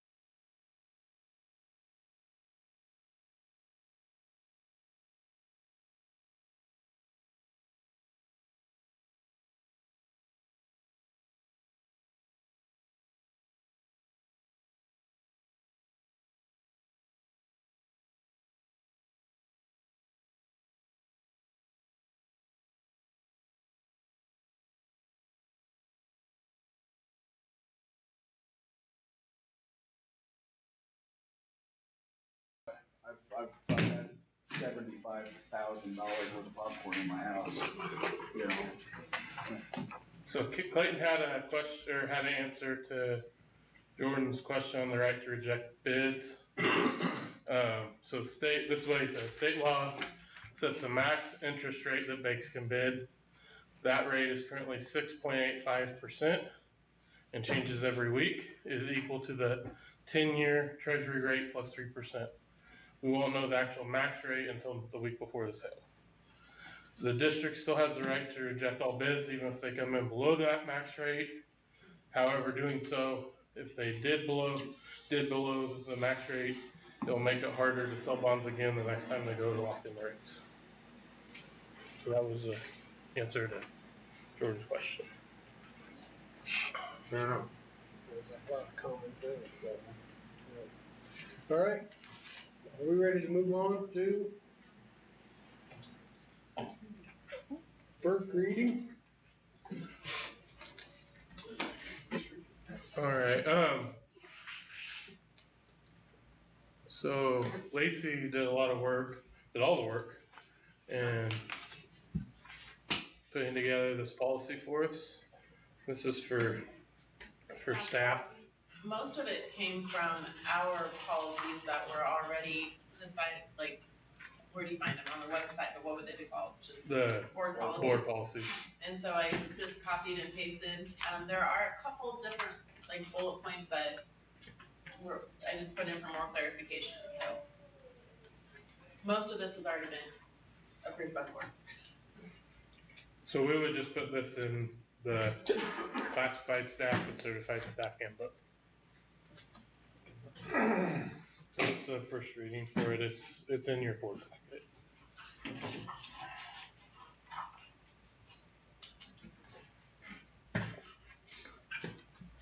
And then On the phone, in the folder, on the phone policy, instead of employees may be held liable for their words, pictures, or actions, can it be changed to will?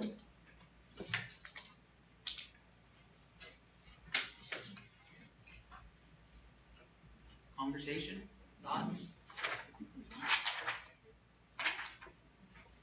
we can. Where you at? Huh? Tell me when. So it's like a third of the way down. Yeah, it's Okay. that 2/3 of the way down. third set of bullets Oh, there it is. in Thank you. black. The last one on the third. Yes, and actually, those 3 bullets right there, where it starts with please do not receive calls when students are in the room, those were those were added. When I said that there's a couple bullet points, so those 3 right in there, those were just added. Yeah.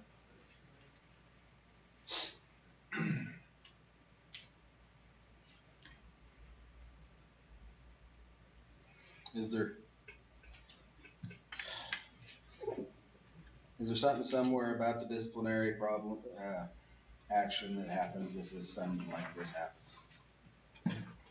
Is there anything in there? Just without going through the whole handbook. Is there anything in there at all, do you know? For any kind of Like if disciplinary, like a disciplinary action Right, for like abuse of knowledge this? to, you know, if they bring policy in anything in general. That's where I would guess it would be, is if there's a general policy that states there's consequences for, I don't know which policy that is. It's probably on the board policies online. Yeah, I would guess it's in there. It's a good question. Yeah. That is a good question. As long as there's something that covers it. Doesn't do any good to put it in there if there's nothing in there to back it up.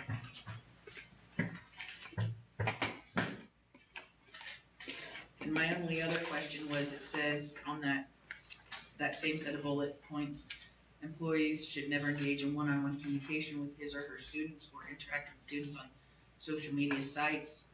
I wondered if we should put, or apps, unless approved by USD 105, because you do use Facebook for sports, so any apps would have to be approved for said communication.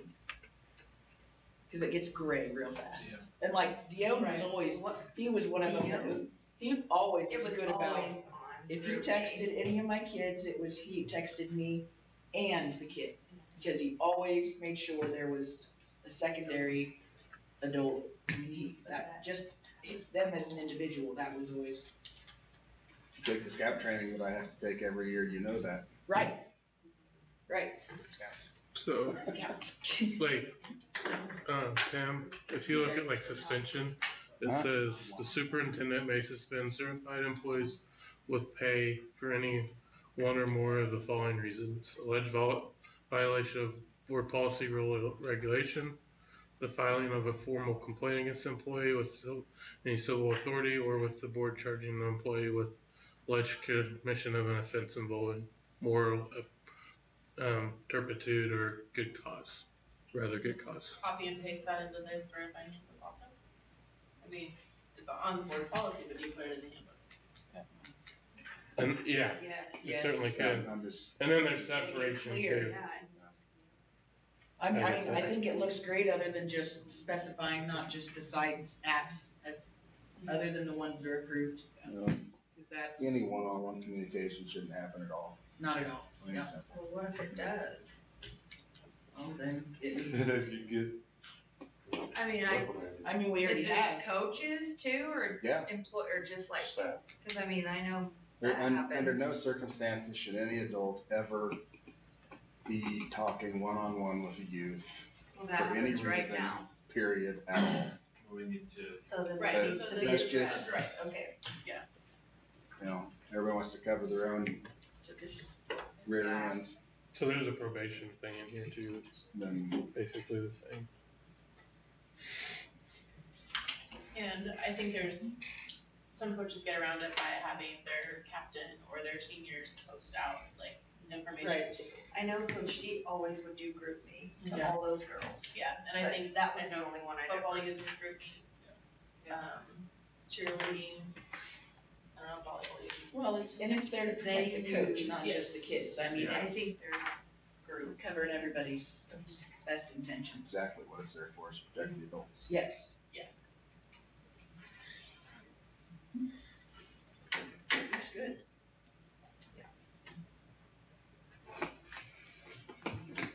Thank I you. mean, the one where you're saying employees should never engage in one-on-one communication with his or her students or interact with students on social media sites.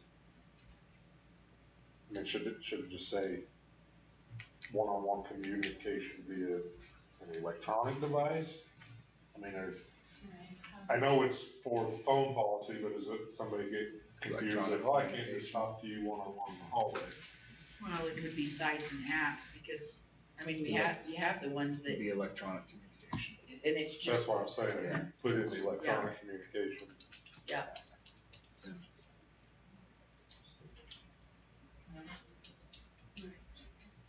Just to clarify that we're not talking about. Well, and you gotta, still gotta be careful about one-on-one if you're out here in the hallway, you know, Right.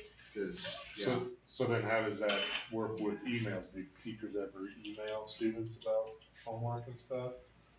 The difference there is I mean, all that is logged. I mean, he has. It's all monitored through. Snapchat, you lose it. And if there's, I mean, it doesn't have to, like, it'll pick up, it'll flag inappropriate stuff, correct? It will flag inappropriate stuff.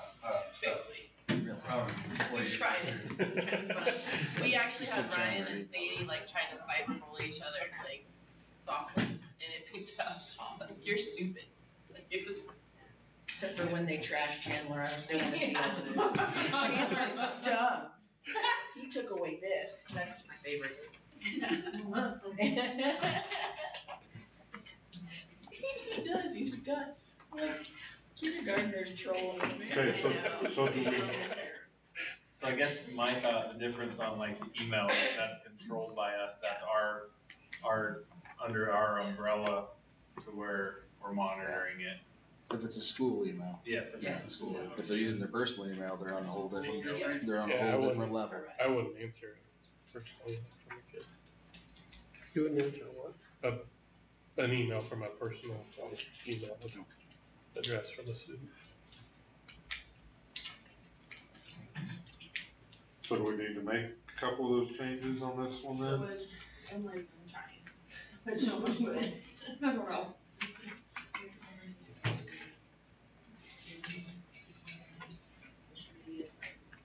We want to insert will in electronic.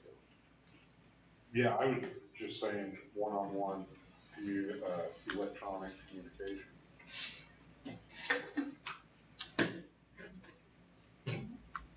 Is that what you thought, Tim? Shouldn't say that or not? There should be, it should, yeah. It should say there should be no one-on-one electronic communication at all. Okay. Between a student and a teacher. Terry, you got that? Go along with what Tim indicated. Okay. Yeah, do we need to put something on there, except School program. school? Approved. Schoolhouse, school hosted. Cause wasn't that a conversation with this new program that we were, or that, the new, yeah, that it would be something to where, cause we've got some kids that their parents don't let them have Facebook and, you know, kudos to them because it's the devil. Sharper than I am. But, you know, that at least is something that. Yeah. It's more of a monitored underneath our care sort of thing.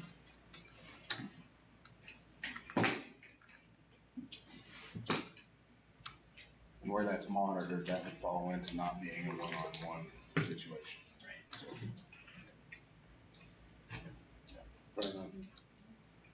We should all be as cool as you and take your training. You should. We should. That's why I won't work 5-10.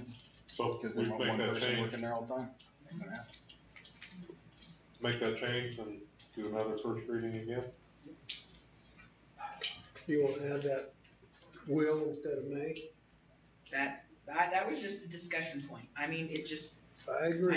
I think it, and the other thing is that if we make these policies, I wanna be able to say, we're gonna stick by them. Oh, yeah. I am not a fan of making policies just to go, well, you know, Yeah. I don't like that. So change the will be to may, or maybe to will.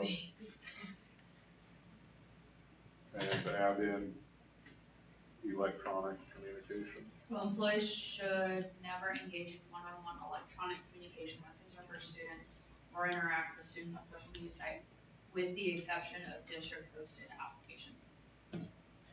You got it. Or district approved. Right? District Hosted. approved. I like hosted better because hosted says more that it's monitored. Correct. Yeah, I don't know. Approved, somebody could just, you know, somebody Fair could enough. catch Eric at a bad time and say, hey, can I contact him through this? And you go, yeah, and then later not, you know. Is there anything that we're using that wouldn't follow, the teacher's using or coach? No, like he even said, like with Remind, the other coaches are on there with the students, all of it, you know, it's multiple adults, like some parents are added in if their child doesn't have a cell phone, I mean, so it's all. I don't know if you should say approved or posted, because do those, yeah, because do the, whatever, But the Power School thing or whatever it's called. Yeah, communicate, that's technically not, are we hosting that? I mean, we're not technically hosting. We're technically not hosting that, but we've approved actually to host it for us, So that's what I'm saying, should Yeah. you have it say approved and or With the exception of district approved and or hosted applications. Makes sense. Does that? That makes sense, yeah. Does the wording make sense that if all of us are out of this room, that the next board can interpret it the same way? What did we talk No. Where are you going? They won't know what an application is. Where are you going? No, I just mean, because we understand right now what we're Yeah. talking about. And I agree with it, but Okay, it that's doesn't what make. it is true, you look I at think- all these things, what does that mean? Well, I think that's why we're trying to change these couple words, just so Confuse them. It makes it we are kind of dry. Yeah, I don't have a problem. I just don't back yourself into a corner that you didn't mean to, or who's gonna put somebody else in that spot. Yep, and that's, Well, that's, yeah. be tough to foresee some of that. No, I really.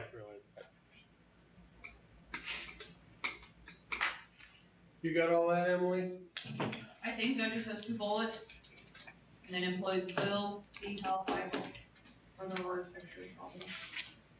Okay. We'll look through it just You to can make take sure. out the word When we're- Well, this is our first reading. Yeah, Oh, please do we'll not. have to do another first reading. Do not Yeah. receive calls when students are in the room. A read first reading. You know, I was reading on this whole thing. Yeah, I know. Please do not. What am I doing for a special meeting? Yeah, Yeah, this is like probably, 3 weeks and that. yeah, this is, well, we didn't have officially the last I think I'm special just writing meeting, emails because we to didn't have the it teachers before. at this point. So this is our first meeting since the last regular. Oh, I was gone. Yeah. I was in. Alright, Yeah. I think that, Ready to move on? I think this is the first one since Yes. fire. Okay. We will read that again. And that'll be ready next reading, next month, for the next reading. Preliminary budget, Oh, did, or what I miss? We still have the high school. You wanna do mine real fast? Sure. I'm taking out one sentence Yeah, in yeah, mine. yeah. Excuse me. Junior, senior. It's on high. page what, 12, 17, 17, yeah, 17. We approved, the K-6 one last year. You got a hard copy? Oh, get right there. I can We print took one out for the you. first sentence, cell phones and personal electronic devices No, are I allowed did- in we the did building that. and may be used by students until. We added these right at the end. I We took mean, it out. I don't want them. So thank you. So, it starts with students may place their device in their school bag, locker, or checking them into the office during the school day. you want the high school one too? Yeah. You want the high school one too? Because they usually come in, they go to the cafeteria for breakfast or to the gym, and then we do have problems with them in there because we try to keep the kids separated, but then there's some walking together and it's not necessary to, open that up, where maybe a 6th grader's looking at something a kindergartner should be looking at, so. Surely not. Yeah, can you believe it? So, took it out.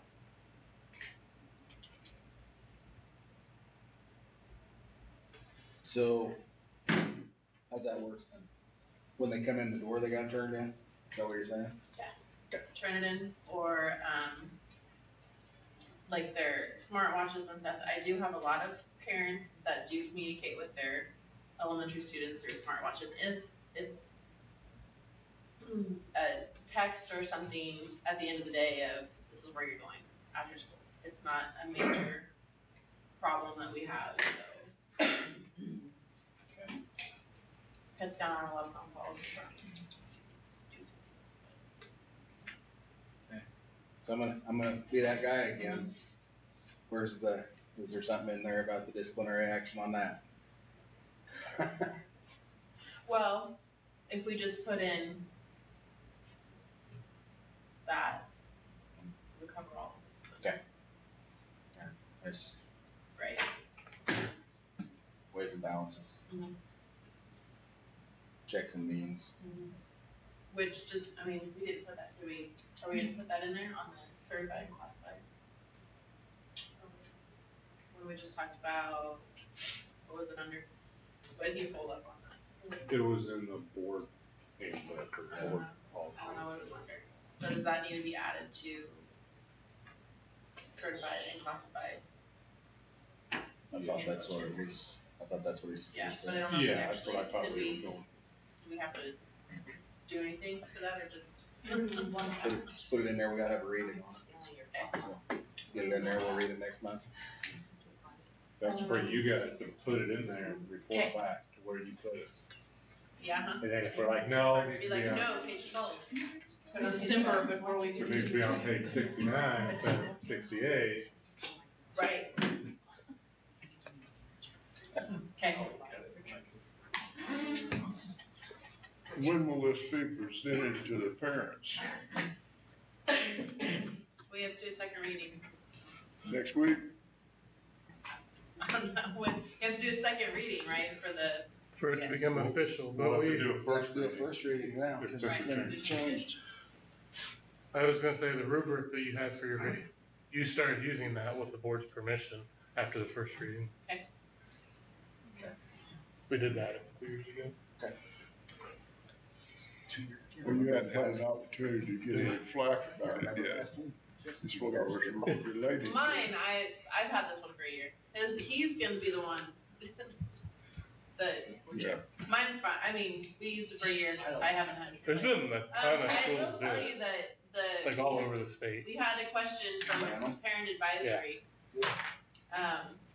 about the policies, and they asked, well, they had heard around town that there's a block of some sort with the new policy about, their child's cell phone would not work at the grade school. Sorry. There is not a block. So, I think we could beam one through them. That's what we ought to do. Legally can't. We done that. we tell the kids that now. I didn't say anything about the L word. We put a block on it, solved all problems. Yeah, drop a block on it. Jeff, how much pushback do you think you're gonna, are you? I don't prepared forecast for it. that? I don't think there's gonna be as much as you think. I think I've had a lot of parents, when I've told them we're doing away with phones, been like, good. Right. The parent advisory, all those moms and parents on that were like, that's awesome. So, Well, It's there's enough literature saying that us doing this. You know, and one thing that I noticed is it's not necessarily just the parents trying to talk to the kids. What It's the kids sending stuff to the parents in the middle of the work day and causing the parents not to be able to do the work. Taylor would send me obnoxious stuff all day long. Get into class, what are you doing? and my staff really wants it too. I mean, well, no, what's another batch in? I mean, they're, you know. You've seen that movie, right? Yeah.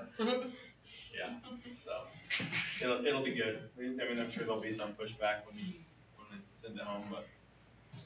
We had to put grandma on timeout once because she got Allison and Kayla's stuff. Put in jail.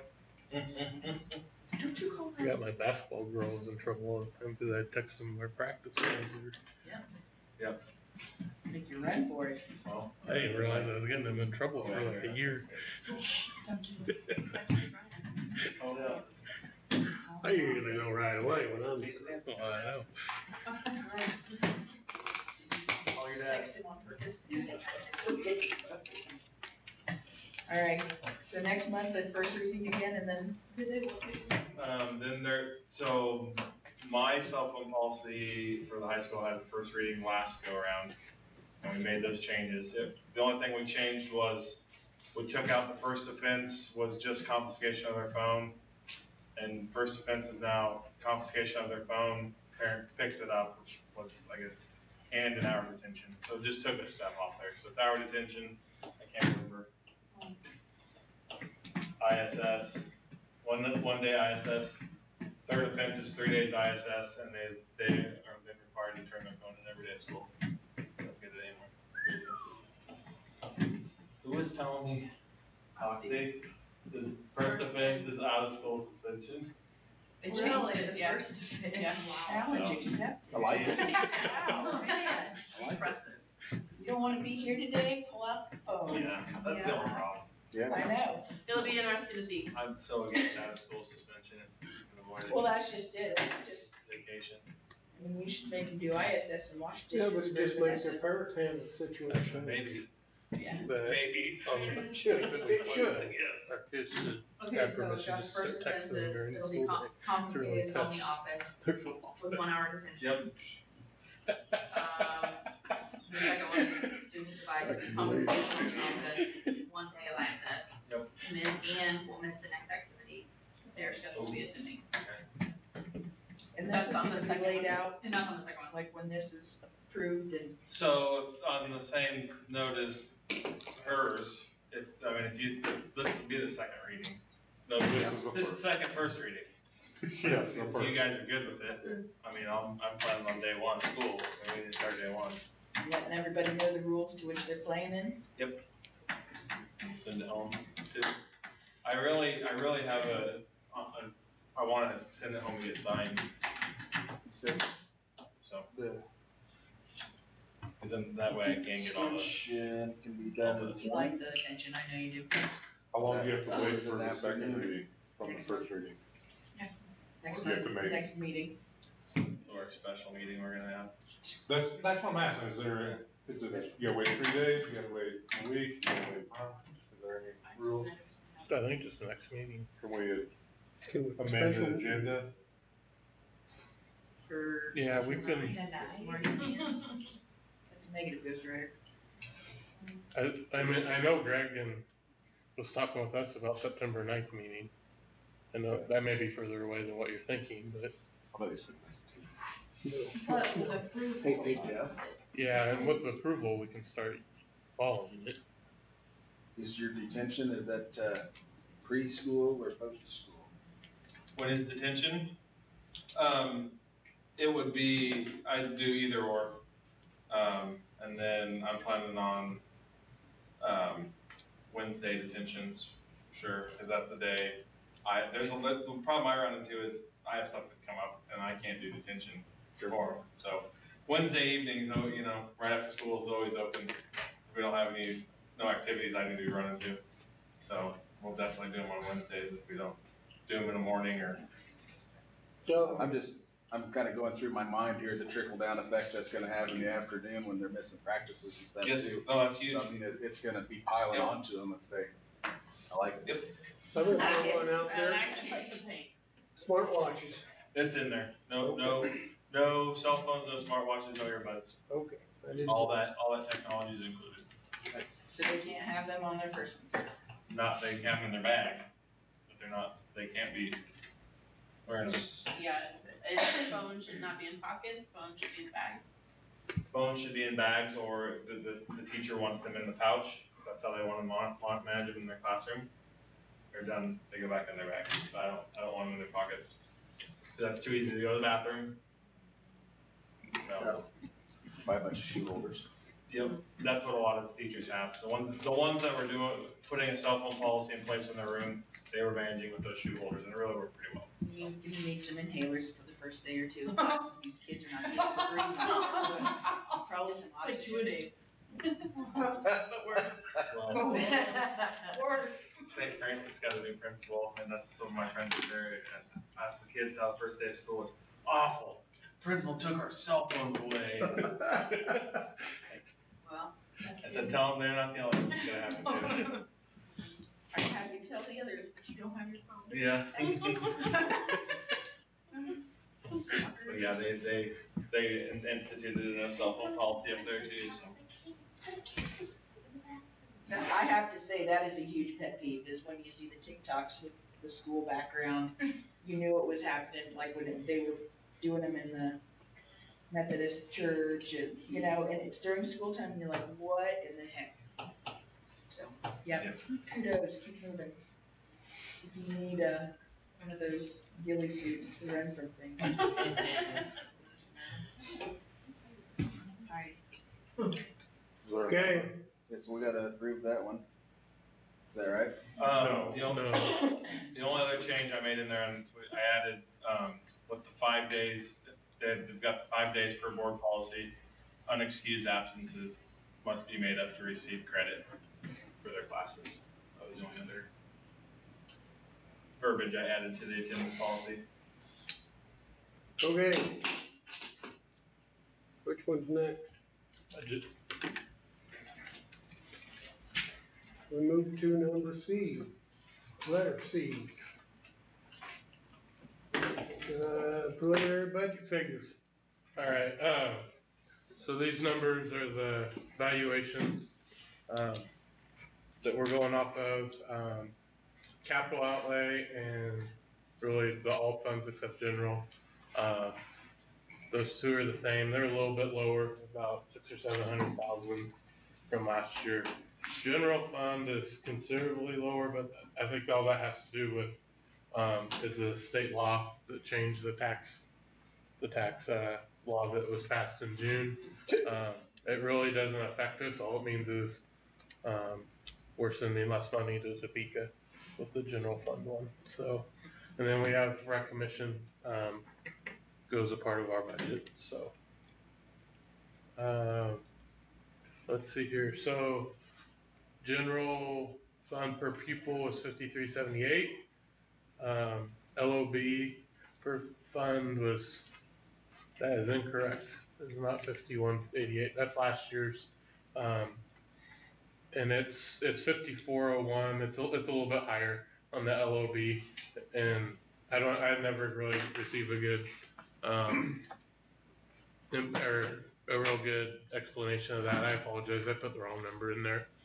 FTE on what our budget is based off of is 367. So the way the law was written was you either go off of, and this is the best one for you, either last year's numbers, this year's number on September 20th, or a average of the year before or last year. So 2 years ago, they put that in for 1 year. So last year we had 374, or 2 years ago we had 374. Last year we had 360. So you take the average of that, and that's 367. That makes sense? So that's our base number that we go off of. That could change if our enrollment spikes between now and September 20th. If we were to get 370, then we could use that number. So that law is good in some ways as far as if we get an influx of kids. It's not so good, or we don't have near the flexibility to adjust if we have a bad year or bad couple years, our enrollment starts to drop. So that's just something to think about. So our general fund authority is based off of 736 FTE. Last year, this is actually about 14 kids less than last year. So we had I think it was 747, so 11 kids. They're 11 FTE. And those are just based off of our multipliers, which would be at risk, CTE hours, let's see here, ESL, transportation, those types of fund, or those types of numbers.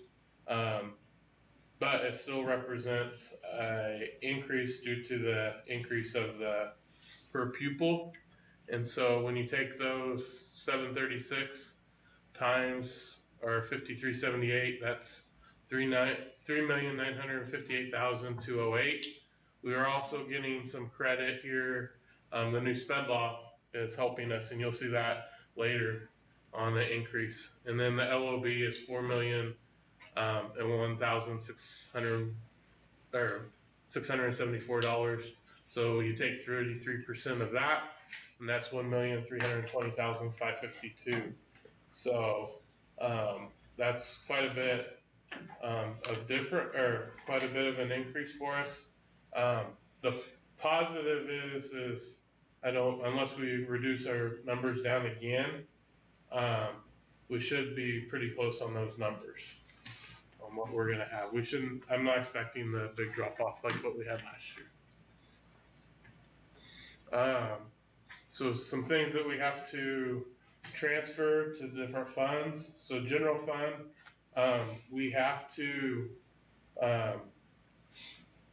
transfer 420,800. This is where the SPED law really helps us, and it'll really help LOB. You'll see, because we're not planning to transfer near as much this year as what we did last year, and so that's about $100,000 more in that. And part of that is the SPED law, which is about $56,000, and then just a better understanding of how adding that second or special education teacher to our budget compared to going through the service center like what we've done in the past. At risk, we're required to do 312,462 in general fund, and then LOB we're required to do 8,319. At risk 104,984, and SPED 141,299. So these three here in LOB will have, and I'll show you those, will have a higher transfer than those. this is what we planned on for general fund, I believe. I know for sure sped, I think at risk is that number. So what does that do to us? So our LOB, I didn't update this number, is a 1,320,000, and that makes a mill rate of 21.638, and that's a decrease of 0.423 mils. And so what affects that? Our valuation, it decreased, but it's not a huge decrease. Our legal authority is really the balance between the decrease of students and then balancing the multipliers. And that state aid here is huge. The 58,854 to 118,718, that really gets us close to saving a whole mill or a little more. So that really helped us. I should say that without that, or I should say without our bond, we wouldn't be exceeding the revenue neutral rate this year. So our taxes that we're bringing in from the community outside of the bond are less than what we've had in the past year. And we would be finalizing our budget on August 20th instead of September 20th. Okay, so in your package you have a board, or you have these are the budget document. Code 1 is just an overview of expenditures and taxes to be levied. The dates of resolution for authorization for capital outlay and rec commission, that's code 2. It's a very simple form. Then it's just where you put the information on the resolutions. Let's see here. So if we go to code 6, that's general fund. General fund has a starting balance of 0, and you want it to have a ending balance of 0, because if you don't, then anything that we have, let's say we left $50,000 in there, the state would send us $50,000 less of what our expected budget would be next year. So that's something we don't want to do. So like I said, the revenues are 3,958,208, and expenditures budgeted are 3,958,208. And there is a little bit of a padding in there with the sped, but that's just in there. One, sped, you can't, once you budget it, even if your numbers say you're supposed to go higher, you can't go higher. And 2, that gives you some padding in case we do have a little bit of an increase of kids. So that's just kind of some information. So our transfers, food service, we have 30,000, professional development 5,000, sped is 420,800. The at risk, I was wrong. We're up a little bit. It's just 325 is what we're transferring to at risk. And then let's see here. So federal funds, this negative balance, it represents the ESSER funds. Just that the time we finalize the approval of our plan to when we spent the money to when we get it back from the state, it creates a negative balance. That's okay per the regulations. All that money was accounted for through the state, and have we gotten that yet, Emily, or is it from 240 in July yet? From, The federal funds from last month. we should have, yes. So it's already changed back. So revenues, we have about 167,250, and I have expenditures to there just to allow us some flexibility on it. We still have some ESSER funds remaining. That's just an approximate. We have till the end of September to finalize those plans. What our plan is, like elementary just did summer school, is to use part of that for that. We have some computer programs that we've gotten real used to using that we've been paying for that, so it would be good if we could get a big one or two of those paid for the next couple of years. And so that's kind of the plans with those. Any questions? I'm sorry, it's already getting late, so I'm trying to hustle on it.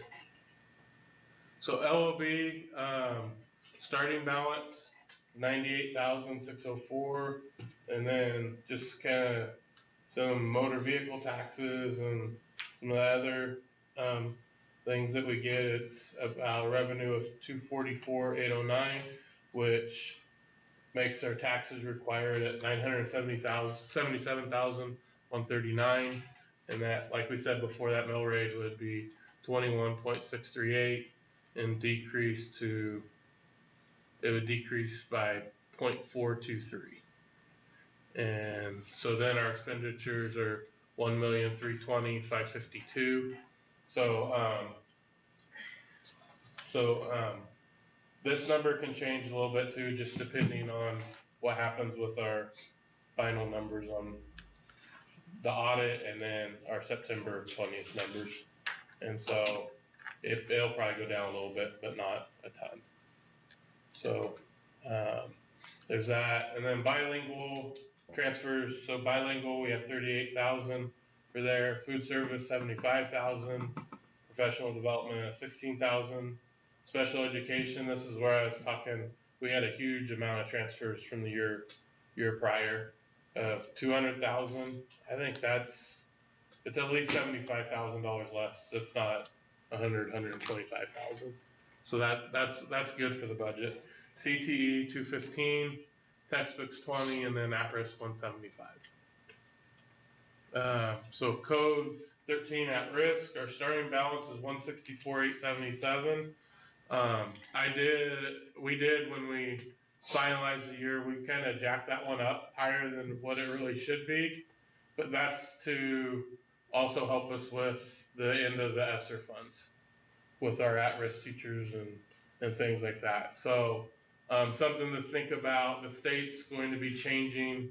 Really, all the school districts aren't, well, I should say all, but a lot of school districts aren't following exactly how they want us to spend that money. So there's going to be some regulations that come up in the next couple of years. And so that was to increase it to help us account for some of that.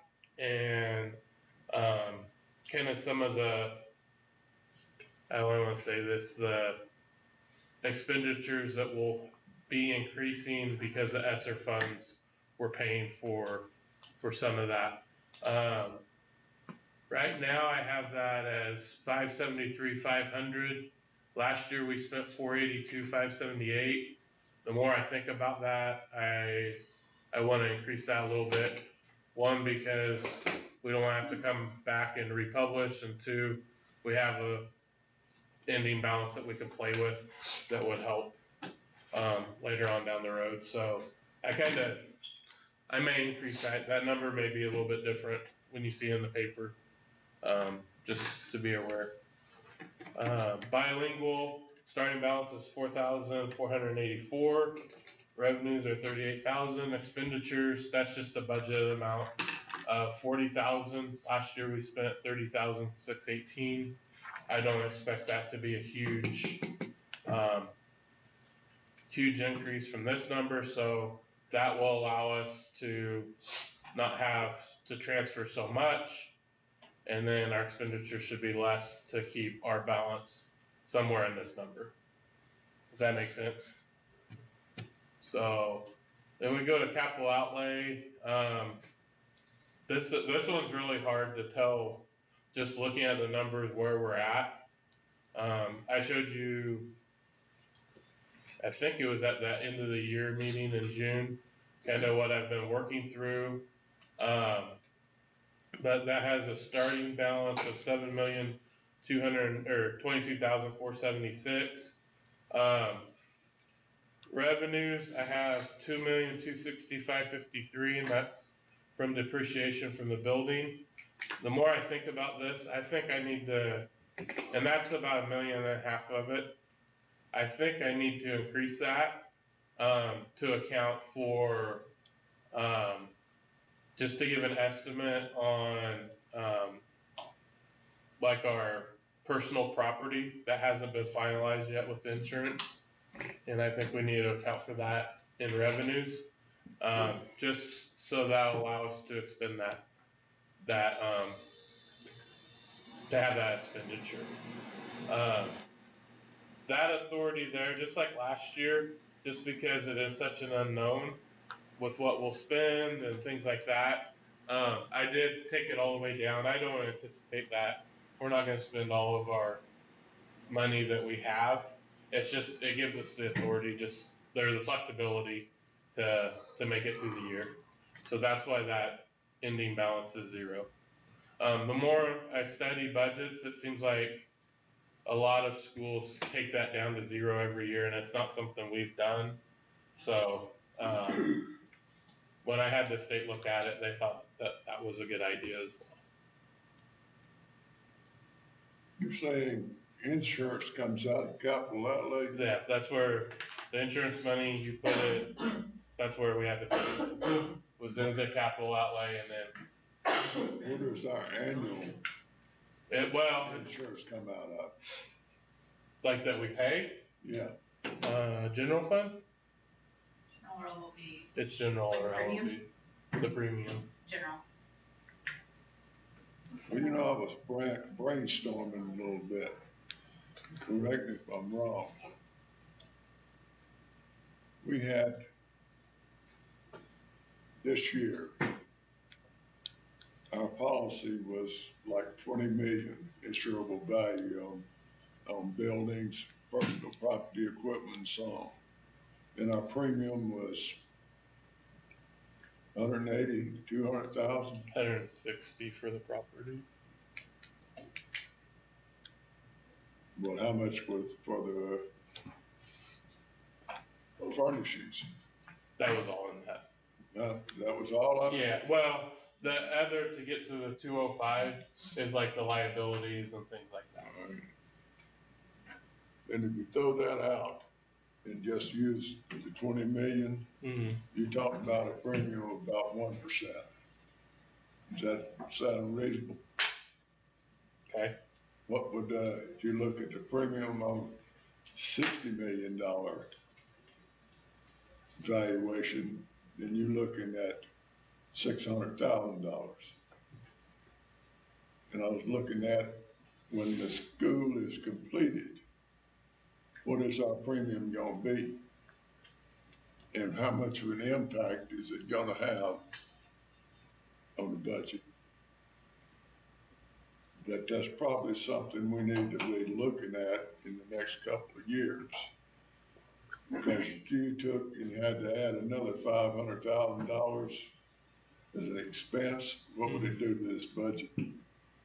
Yeah, that could definitely take away some of that, some or all of that kind of efficiency that we gain from having one building. I emailed our insurance guy that we've been working with. He says it's not gonna be a complete, like, I didn't say to give us a quote on it, but to run us like that scenario of what our building should be worth, and then what we can expect for a premium. He just needs a little bit more information, but he said he can give us an estimate at least of what that. I guess the issue is it doesn't make any difference what the premium is. We gotta come up with it. Sure, right. We don't wanna get caught like we got caught on the high school. So, you know, I think that's something that needs to be considered in looking at planning over the next couple of years before all of a sudden it's completed and then we got a big bill that we don't have funds to cover. Yeah, and so I did ask the insurance broker. One thing that should help us with that is the further we get from the claim, the more likely we can get on a better insurance policy. So that should help us. I'm not saying it'll completely help what you're talking about, but You know, insurance is going up. yeah, You know, it's been going up every year, it's gonna go up. I think the property when I started was 60 or 75,000. Does that sound right? 3-4 years ago, Yeah. probably honestly because. Was your insurance then too? Yeah, probably.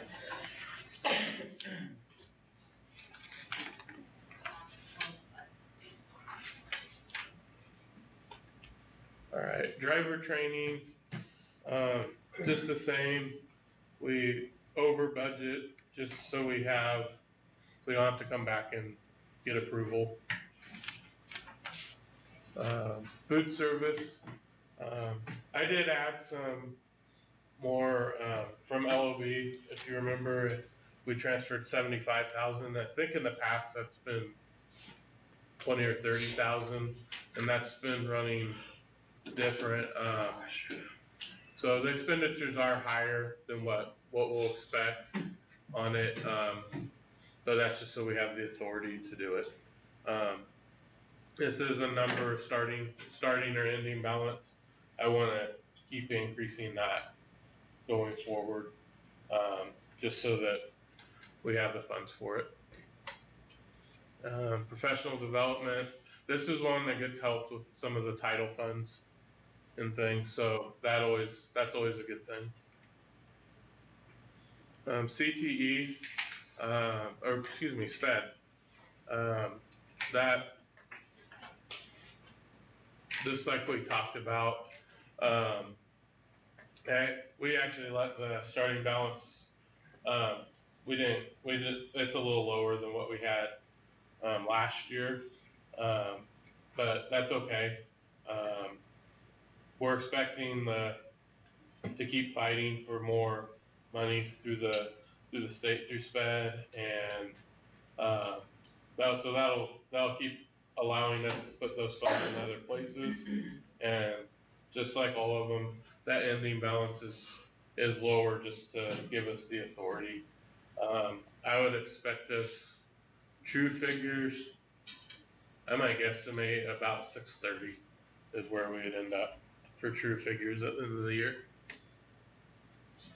CTE, I let this one go down a little bit more, mostly because we weren't that far off from expected expenditures for the year already in there. And so I kind of felt like we were overdoing it on our balance a little bit. So, and I thought we could use those funds in other places. So, and this is kind of even showing it here. Just with this ending balance of 100,000, that's a lot of money that we don't have budgeted somewhere else. So that's something I don't like to see. Capers, that's one that basically you're just trying to stay ahead of the true number. So this is, you just put in the forms, you just put in what you expect to increase. So we'll talk here in a little bit about our staff increase is about a 4% raise. In reality, I put like 14% just to keep that ahead of the curve, basically. So, textbooks, all you do is get to your starting balance. You don't have to give yourself expenditures or revenues or anything. So Code 99, that's in your packet. It's the one that goes in the newspaper and is posted on the school website every year. So that just gets manipulated as we go forward. A couple years ago, they started adding this page, and I think this is a really cool one because it lets you see what your balances are, and it uses like CTE, it uses SPED, just all of those codes that you really have a balance in, and So we've been pretty steady about 14-15% cash balance at the end of each year. One thing I'm a little worried about is the ESSER money has helped us with that, and we just kind of have to keep mindful. We have 60 grand or thereabouts, 50 grand this year, and then after that, it's gone. So just kind of have to keep an eye on it and be mindful. At the July meeting, we talked about our hearing. So the revenue neutral starts at 5:30, and it'll start with the revenue neutral. Then we have to do the budget hearing. We'll have to do the needs assessments again. So Jeff and Lacey are cussing at me right now because those are always fun to do. I had hoped that we could have them ready for tonight, but this is a long enough night anyway. So one thing I do want to show you guys, and if you'll give me a minute, I will pull it up. You have some unread emails. I hate that. Hey, don't look at my inbox, it's full of snarky. Mine too. Email.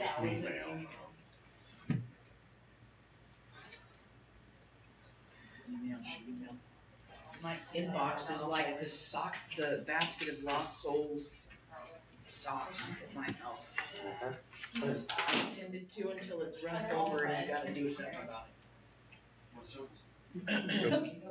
Okay, so one thing that we have new this year is we have to give ourselves authority for our bond payments and to get, so all of these numbers, I'm still learning them, so I'm sorry, I'm having a little trouble explaining them and everything, but these are the numbers that Clayton told me to put in the budget.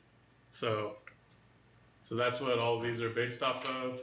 And if you go here, that gets us our mill rate of 24 mills, just like what we were talking with the sales tax passing. If you remember, we talked in July that he had me have this number at 32 because we didn't know for sure what was going to happen with the bond at that point. But that is something. The revenue neutral numbers should be at property owners right now. And if you guys get that question from a patron on why it's 32 mills, just the best explanation is because the sales tax hadn't passed yet, and we had to take that into account on that. It'll be changed for what the budget in September, the actual budget. So most people won't understand it anyhow. Right. When they read it. I understood it, and I looked at it, and I saw how much my taxes went up. And then it hit me that it had to be 32 mil. Yeah. So, anyways, the other place where you see that is on the code 99. And so we have the bond and interest right here. It's the 24 mils. I'm sorry, that's really small.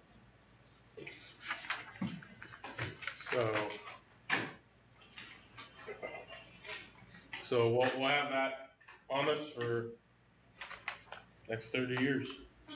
So, or hopefully we'll less than that, but.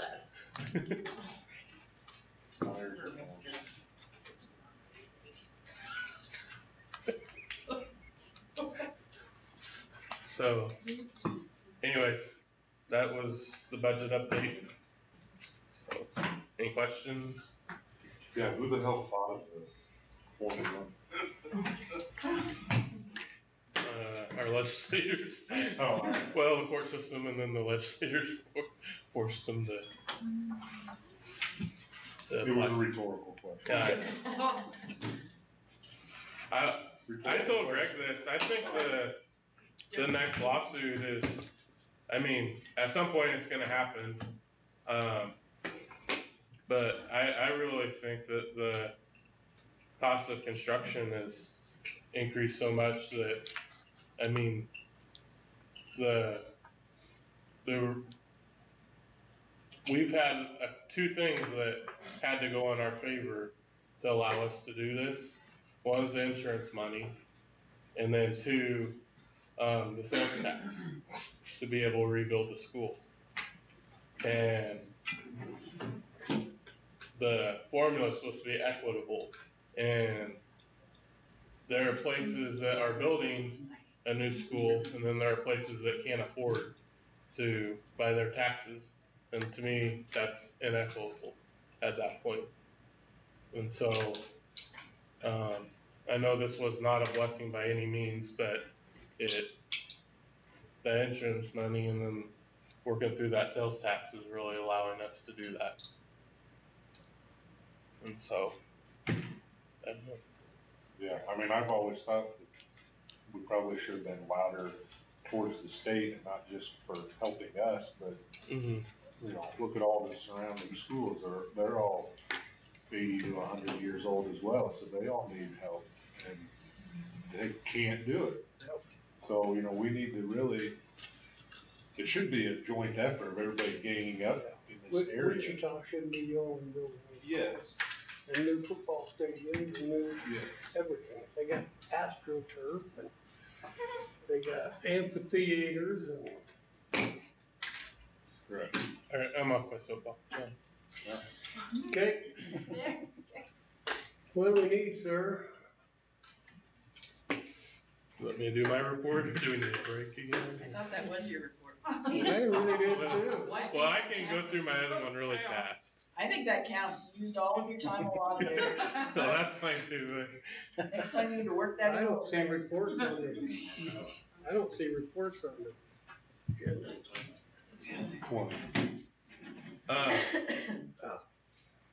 The one thing I wanted to say. Glad I'm not.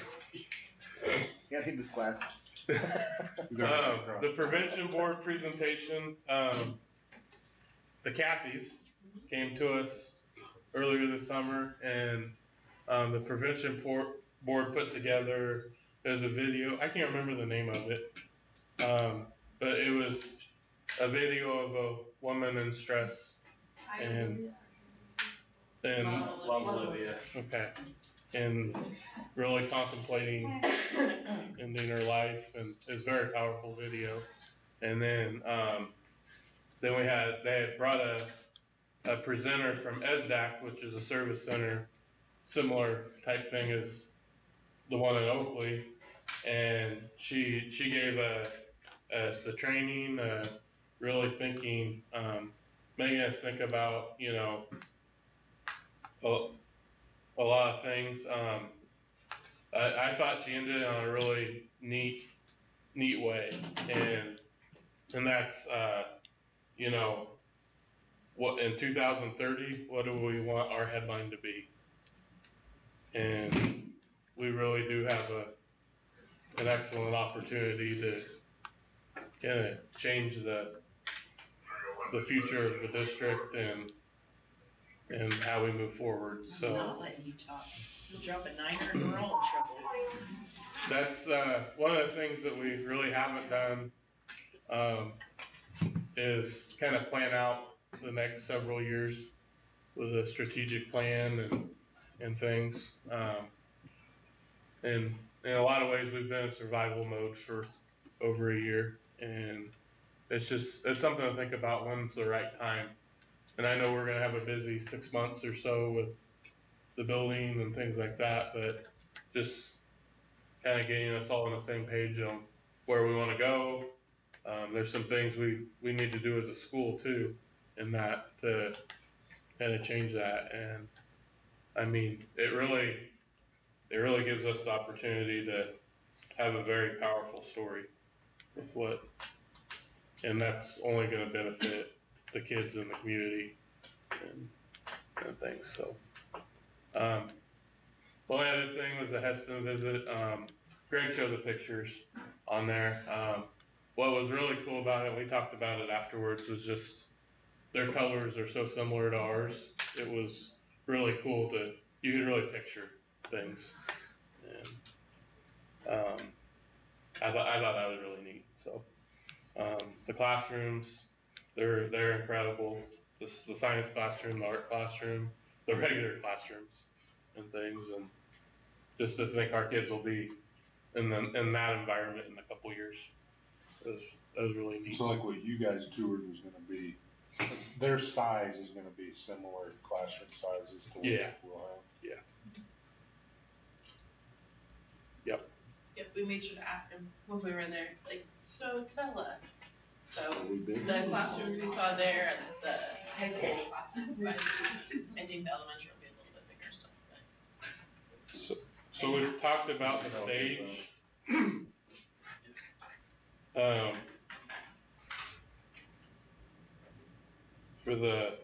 Let me send this picture to my email. Can I say one thing on cause your training that you guys went to, was that like trauma-based? Yeah.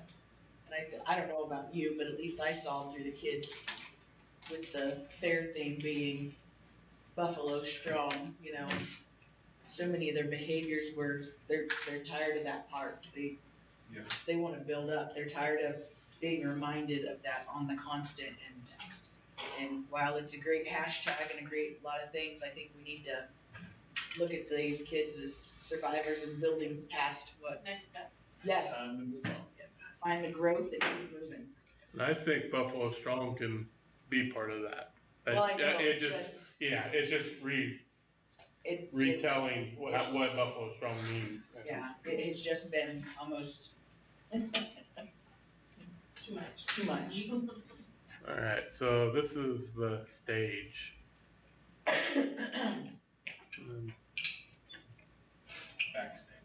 Back of the stage. It's really impressive. If you look at the pictures, like, I think that's gonna be the tallest part of the building. And I didn't send it, but then they have like the mechanisms to change the stage out and things like that. And we asked Greg, you know, is this what ours is gonna be like? And he's like, yeah, that's what yours is based off of.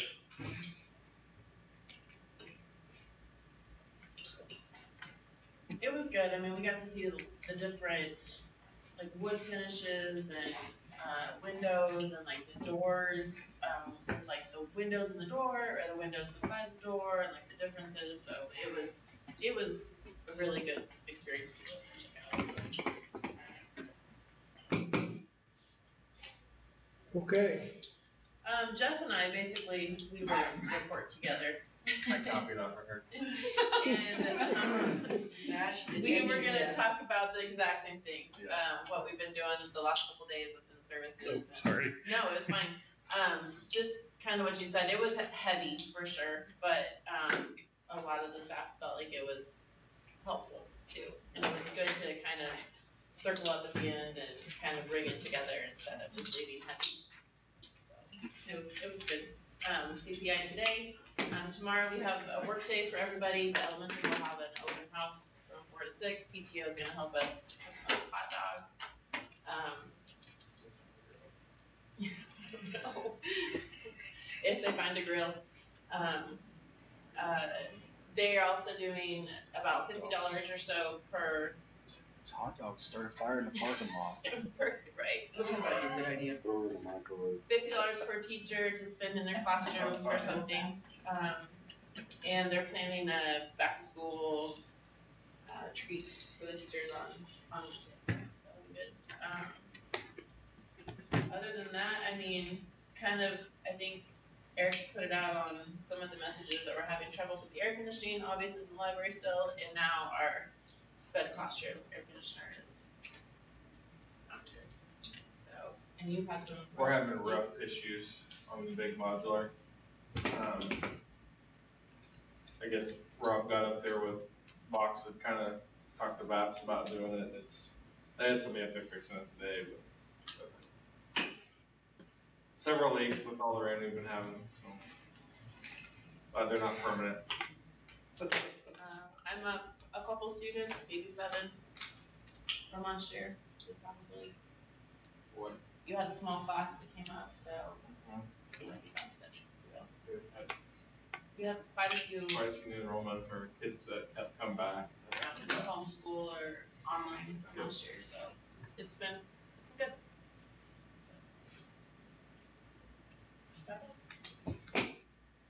Okay, Good job, Jeff. Nice job. Thanks. The only other thing, and Greg kind of mentioned it, but I've heard a lot of positive, like from around the state, like how much the community supported the bond, and those numbers were kind of unreal that passed by. I got one thing. I believe our superintendent was nominated, recommended, asked to be on a board, on Yeah, a committee. it's kind of a training type of thing. Would you like to tell them about it? I think it's pretty cool. It's called Emerging Leaders, and it's basically superintendents in year 2 to 10, and it's basically to get them all together to kind of build the leadership qualities and things. It is kind of a professional development. There is a cost to it. It's a little higher than most. It comes through the state. Yeah, it's through the state, through KSAB, and then USA is kind of like the KNEA of administrators and things, so. It's pretty cool. Yeah. To be asked to be on it, so I think we kind of proud of you to be nominated to be on it. So. Thank you. I mean, you've done quite a few things you've been Yeah. Yeah. Whether you wanted to. Got a few scars. Bowel wounds. Not very many young superintendents can say they went through COVID and rebuilding and building. So. You just missed 6th grade sports, it would have been a track. Hey, I had that as a coach. Hey, I was accosted by the mother of a board member who had a 6th grader. I'm like, your husband's on the board. It's not my fault. Say that again. I had a parent of a 6th grade student who the board had ended the 6th grade sports, and they kind of came after me, and I'm like, your husband's on the board. It's not. Yeah, I was in that seat. It was Allison McKenzie's here. But anyway, congratulations, sir. Thank you. Do we get to move on now? Oh, I kind of like this part. I do have something that maybe fits under this administrative thing. Not popcorn. I got this yesterday from Oakley. Get it far enough away. Ready to hold it for you, Denver? Read it for you. Let me just put these on. Gabriel, read it for you. Like, I'll read it for you. Look at there. No, you were such a reading specialist. You get your degree, aren't you? It's two strategic planning sessions hosted by the Northwest Kansas Service Center, facilitated by Steve Carlin, designed to bring together educational leaders across the Service Center area to collaborate on finalizing philosophy, mission statement, and goals that will shape the future of the Service Center and our schools. The reason I'm bringing this up, it says they're inviting me, a board member representative, and a parent to participate in 2 strategic planning sessions. One of them's Wednesday, September 25th. So it's not gonna leave much time to kind of try and figure stuff out. So I'm not real sure what we're to do. And I'm planning on going at this point in time. But one of them's September 25th, one of them's October 23rd. So, Do you and think from 6 to 9. we could ask our PTO or parent advisory? Yeah, council if they would- we need a parent and I guess another board member. I gotta clarify from them. I think I was invited to that as well. Probably. Jordan. It's gonna be hard to be there when I'm in the practice at the same time. Yeah, if you're planting weeds, it's gonna be hard to Yeah, go. But, October's in the core. So, but I need to call in. I didn't get a chance to today because they were working on our tech stuff at work. And I had to sit around and eat cookies because I wanted to throw the computer against the wall. So, I didn't get a chance to call them today. But, I'll know more tomorrow and I'll send an email to Eric so he can send it out to everybody else. Okay. But that's something that's coming up. That's really all I know about it. I got that email, so. Okay. And I got the exact same letter in the mail today, so. I think that would be a good thing for us to really look at, because I'm talking about strategic planning. That Steve Carlin, he was a superintendent at Garden City for a lot of years, and I would guess that they would send him or Gary Sechrist up to us if we wanted to have them facilitate it. So, anyway, wanted to bring that up since I had it here and was thinking about it. Okay, thank you.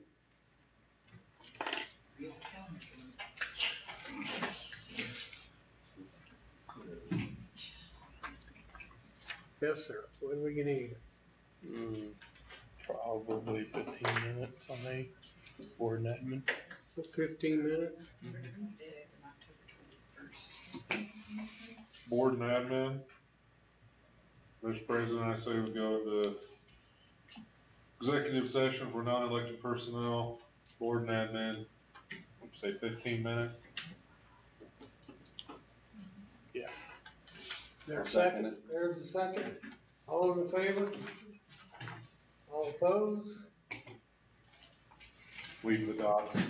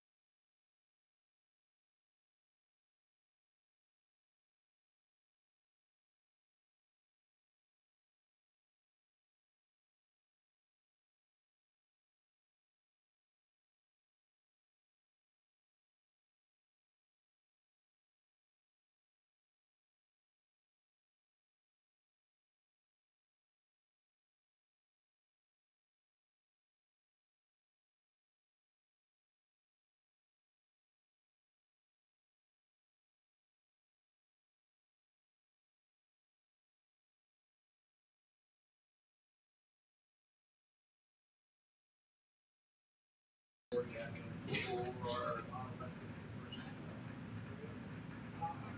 for 5 on that. I'll second. All those in favor? All opposed?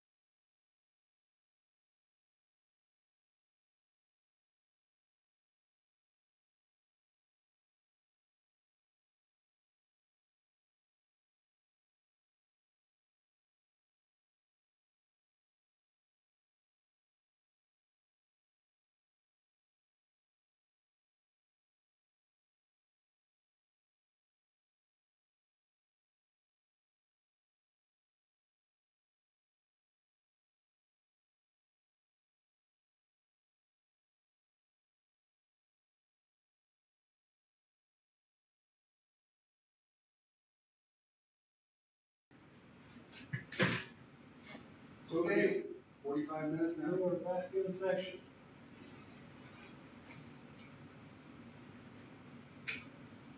Motion. Wait. How much time do we need? This one is all.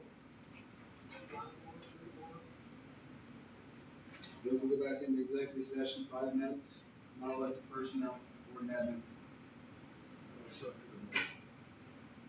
Motion to go back into executive session, a second. All in favor? Opposed?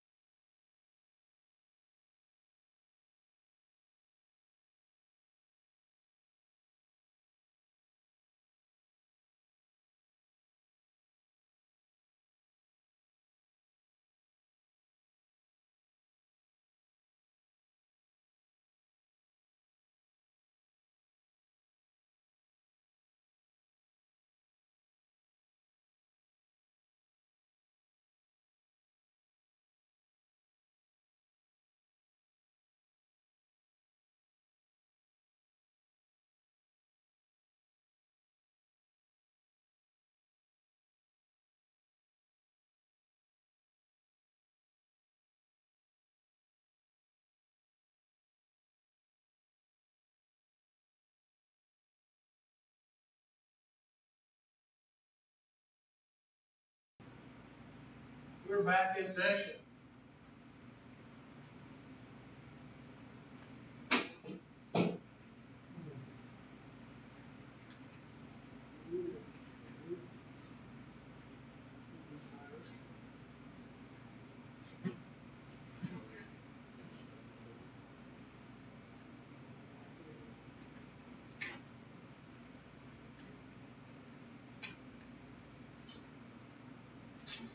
Next time you do, my round again. Start. Good, then I'll move, go back and do executive session for non-elected personnel, order and then for another. Motion. Second, go back in for 5 more minutes. All those in favor? Opposed?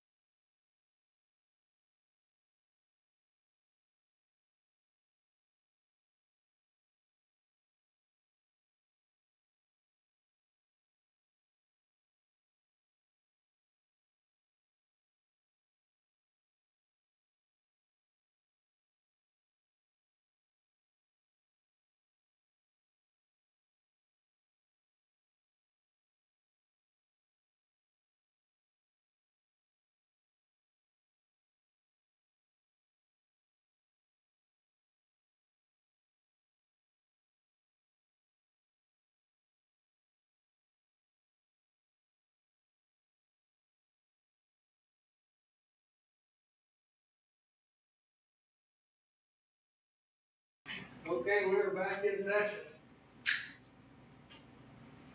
Any motion?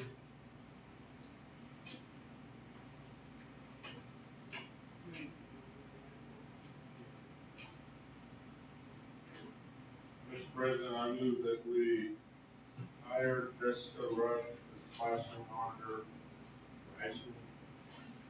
Junior high.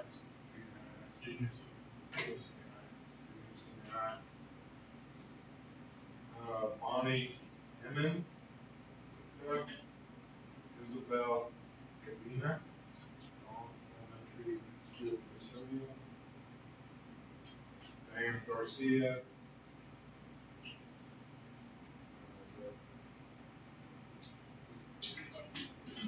ES, elementary school sped general education, January Lair is high school scholar role, and Mandy Jones is high school cheer.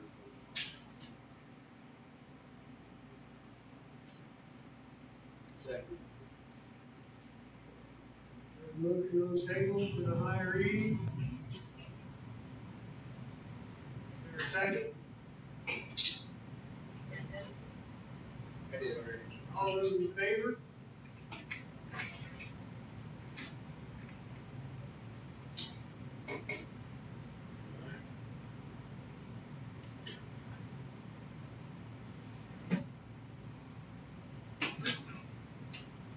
I'm ready for negotiations.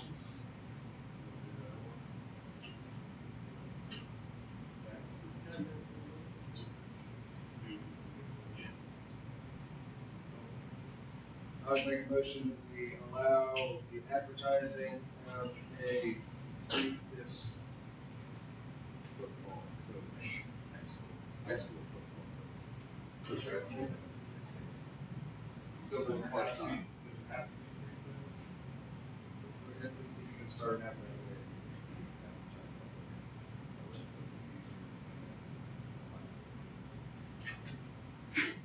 We call part-time, so aren't they?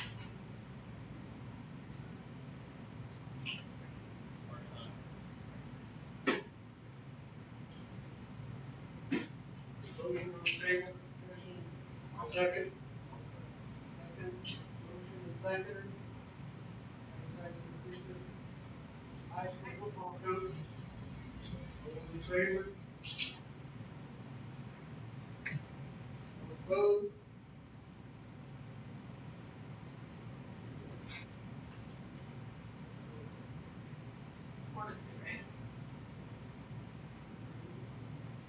I think it was 3-2 at the mistake. Let's see. Did you?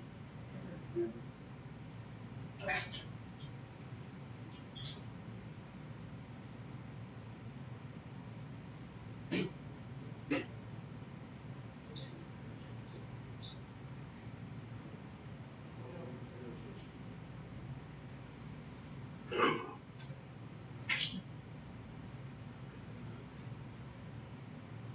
Ten minutes executive session.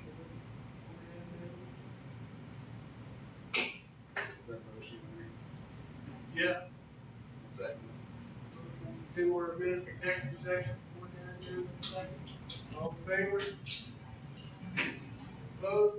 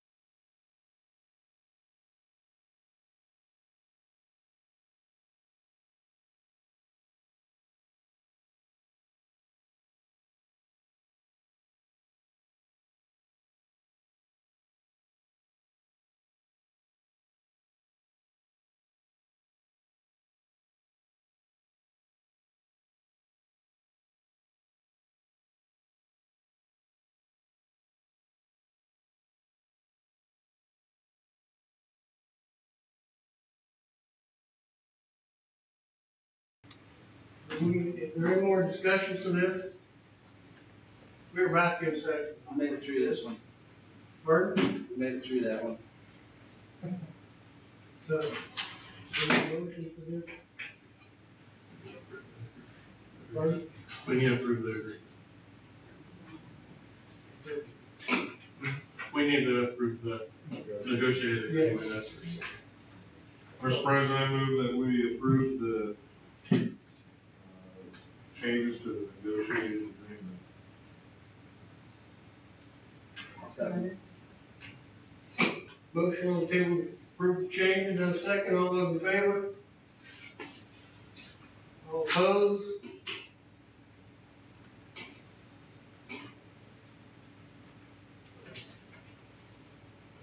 That's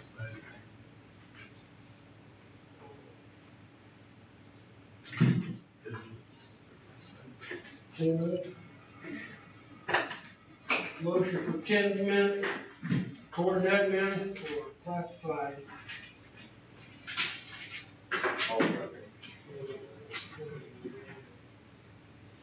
Motion, and second, all those in favor?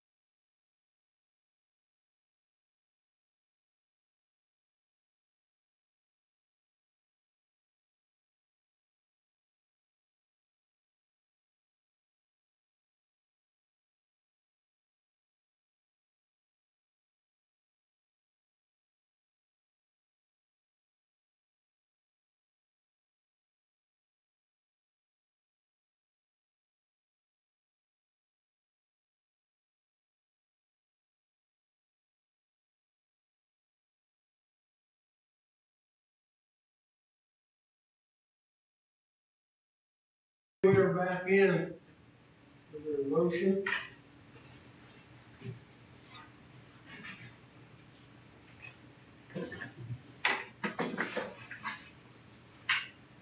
Mr. President, I move that we, give the classified staff a 4% increase in salary.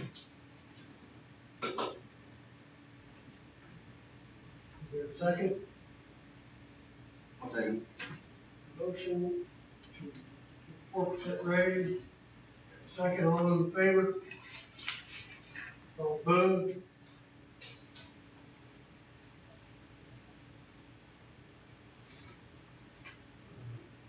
How many more minutes?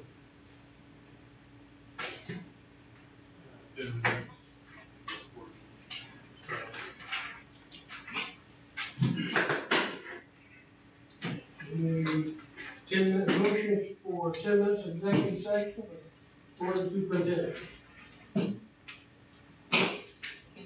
Or we go into executive session for non-elected personnel and staff salary for 10 minutes with board and. All those in favor?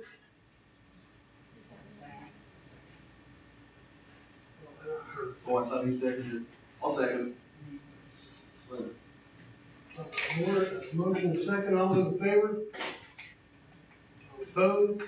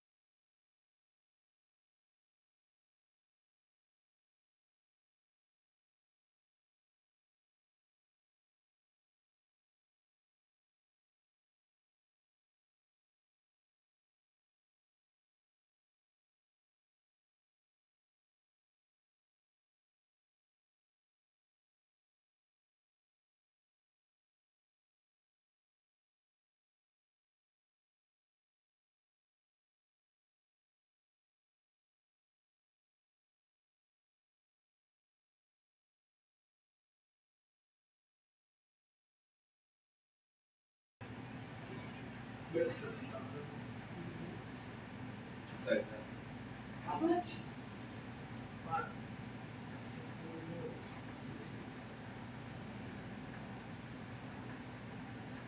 So make a motion in addition to yours, executive session for 10 minutes. Another motion, we go to executive session for 10 minutes. But you have to amend your motion. On top of, I didn't do second. But his has to get second. If his doesn't get a second, it dies. Yep. Then wait, second. didn't Wiener move to go in for 5 minutes and 10 seconds in that? Correct. I did. But Oh, we if did? somebody, I threw a second on there, right? Yeah. Oh, okay, I didn't hear it. I missed it. Sorry. but he still, You can amend your motion. Did you guys vote on that? Which way you want it done? Did you guys already vote on your No. motion? I'm gonna amend my motion. Yeah. I amend it to 10 minutes. I'll second that one too. All right. Good? Yep, 30. Go ahead. I'm going home. We're gonna do that in the morning. All in favor? All opposed? are you trying to adjourn? No. Oh, I thought I heard adjourn. I apologize. I thought you said going home. We still got something else to do. I apologize. I'm like-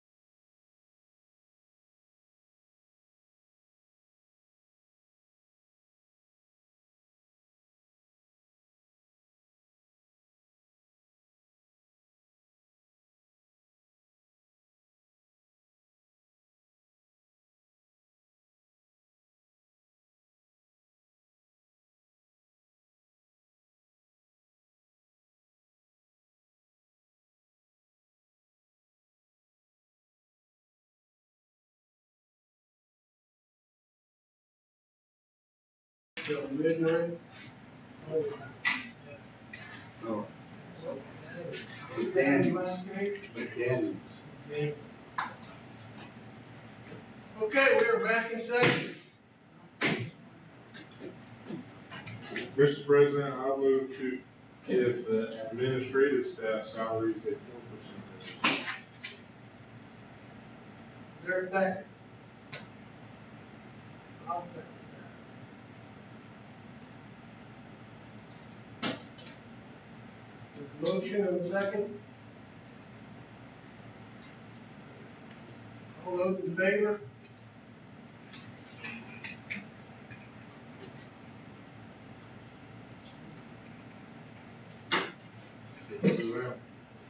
On card? All those opposed? Sorry. All opposed? Next. We have one more. We have the Imagine Learning for math and 7 through 9 LA.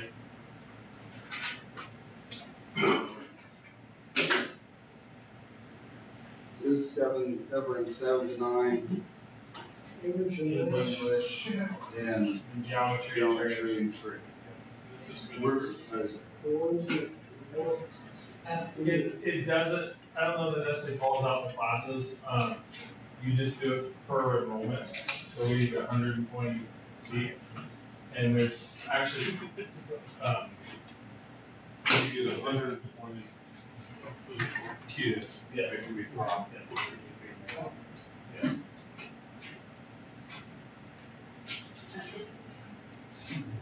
And the ones that were around. Well, the ones that were in a program. I mean, but they have a whole library of Yeah, classes they have. they offer. And you're comfortable with this? Yeah, I mean, I don't Other see, than that, whether or not? I don't see the alternative at this point. So how many do you have that would be? Choice. What's that? I said, you don't really have a choice. Is this something, if, God forbid, we get a teacher that comes in here before the second semester? Is this something that we can drop the semester? This is first semester, and we're only obligated to sign up first semester. Okay, that was what my obligation was. That makes the most sense in case. Yeah, we'll have to come back in November, December. Yeah. I do feel like there's a good chance they'll have a viable English teacher candidate next year, trying to work out for them next year. So hopefully a stopgap.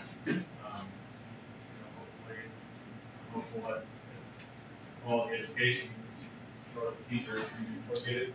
We're having a qualified teacher of record teach the class. All the lessons. They do offer access to a tutor during the day, in the evenings, and on the weekends. So they have that as part of Part of it. the online tutors that pop in there and help. You don't get a separate charge per hour by that, if somebody logs in for a tutor or anything. In that seat for.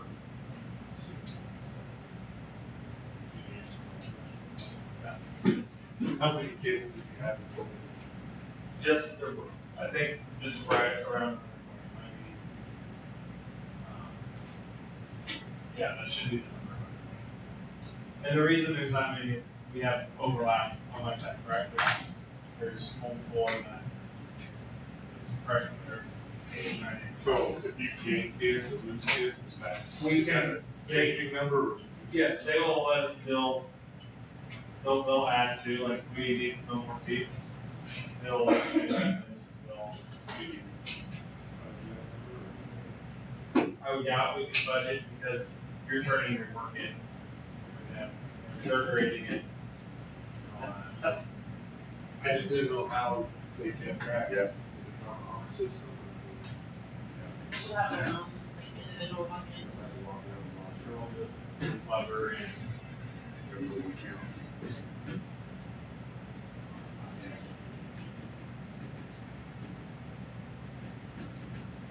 Good.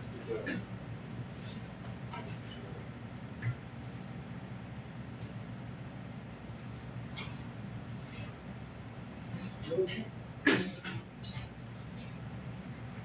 Mr. President, I move that we accept the quote for Imagine Learning for the amount of $34,950. Second. Motion and a second, all those in favor? All opposed?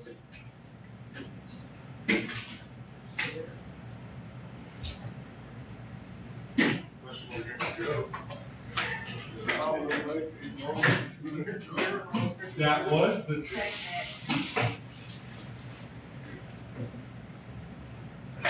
Good, sir? Yep. Barry? You already voted. Sherry said. All those in favor?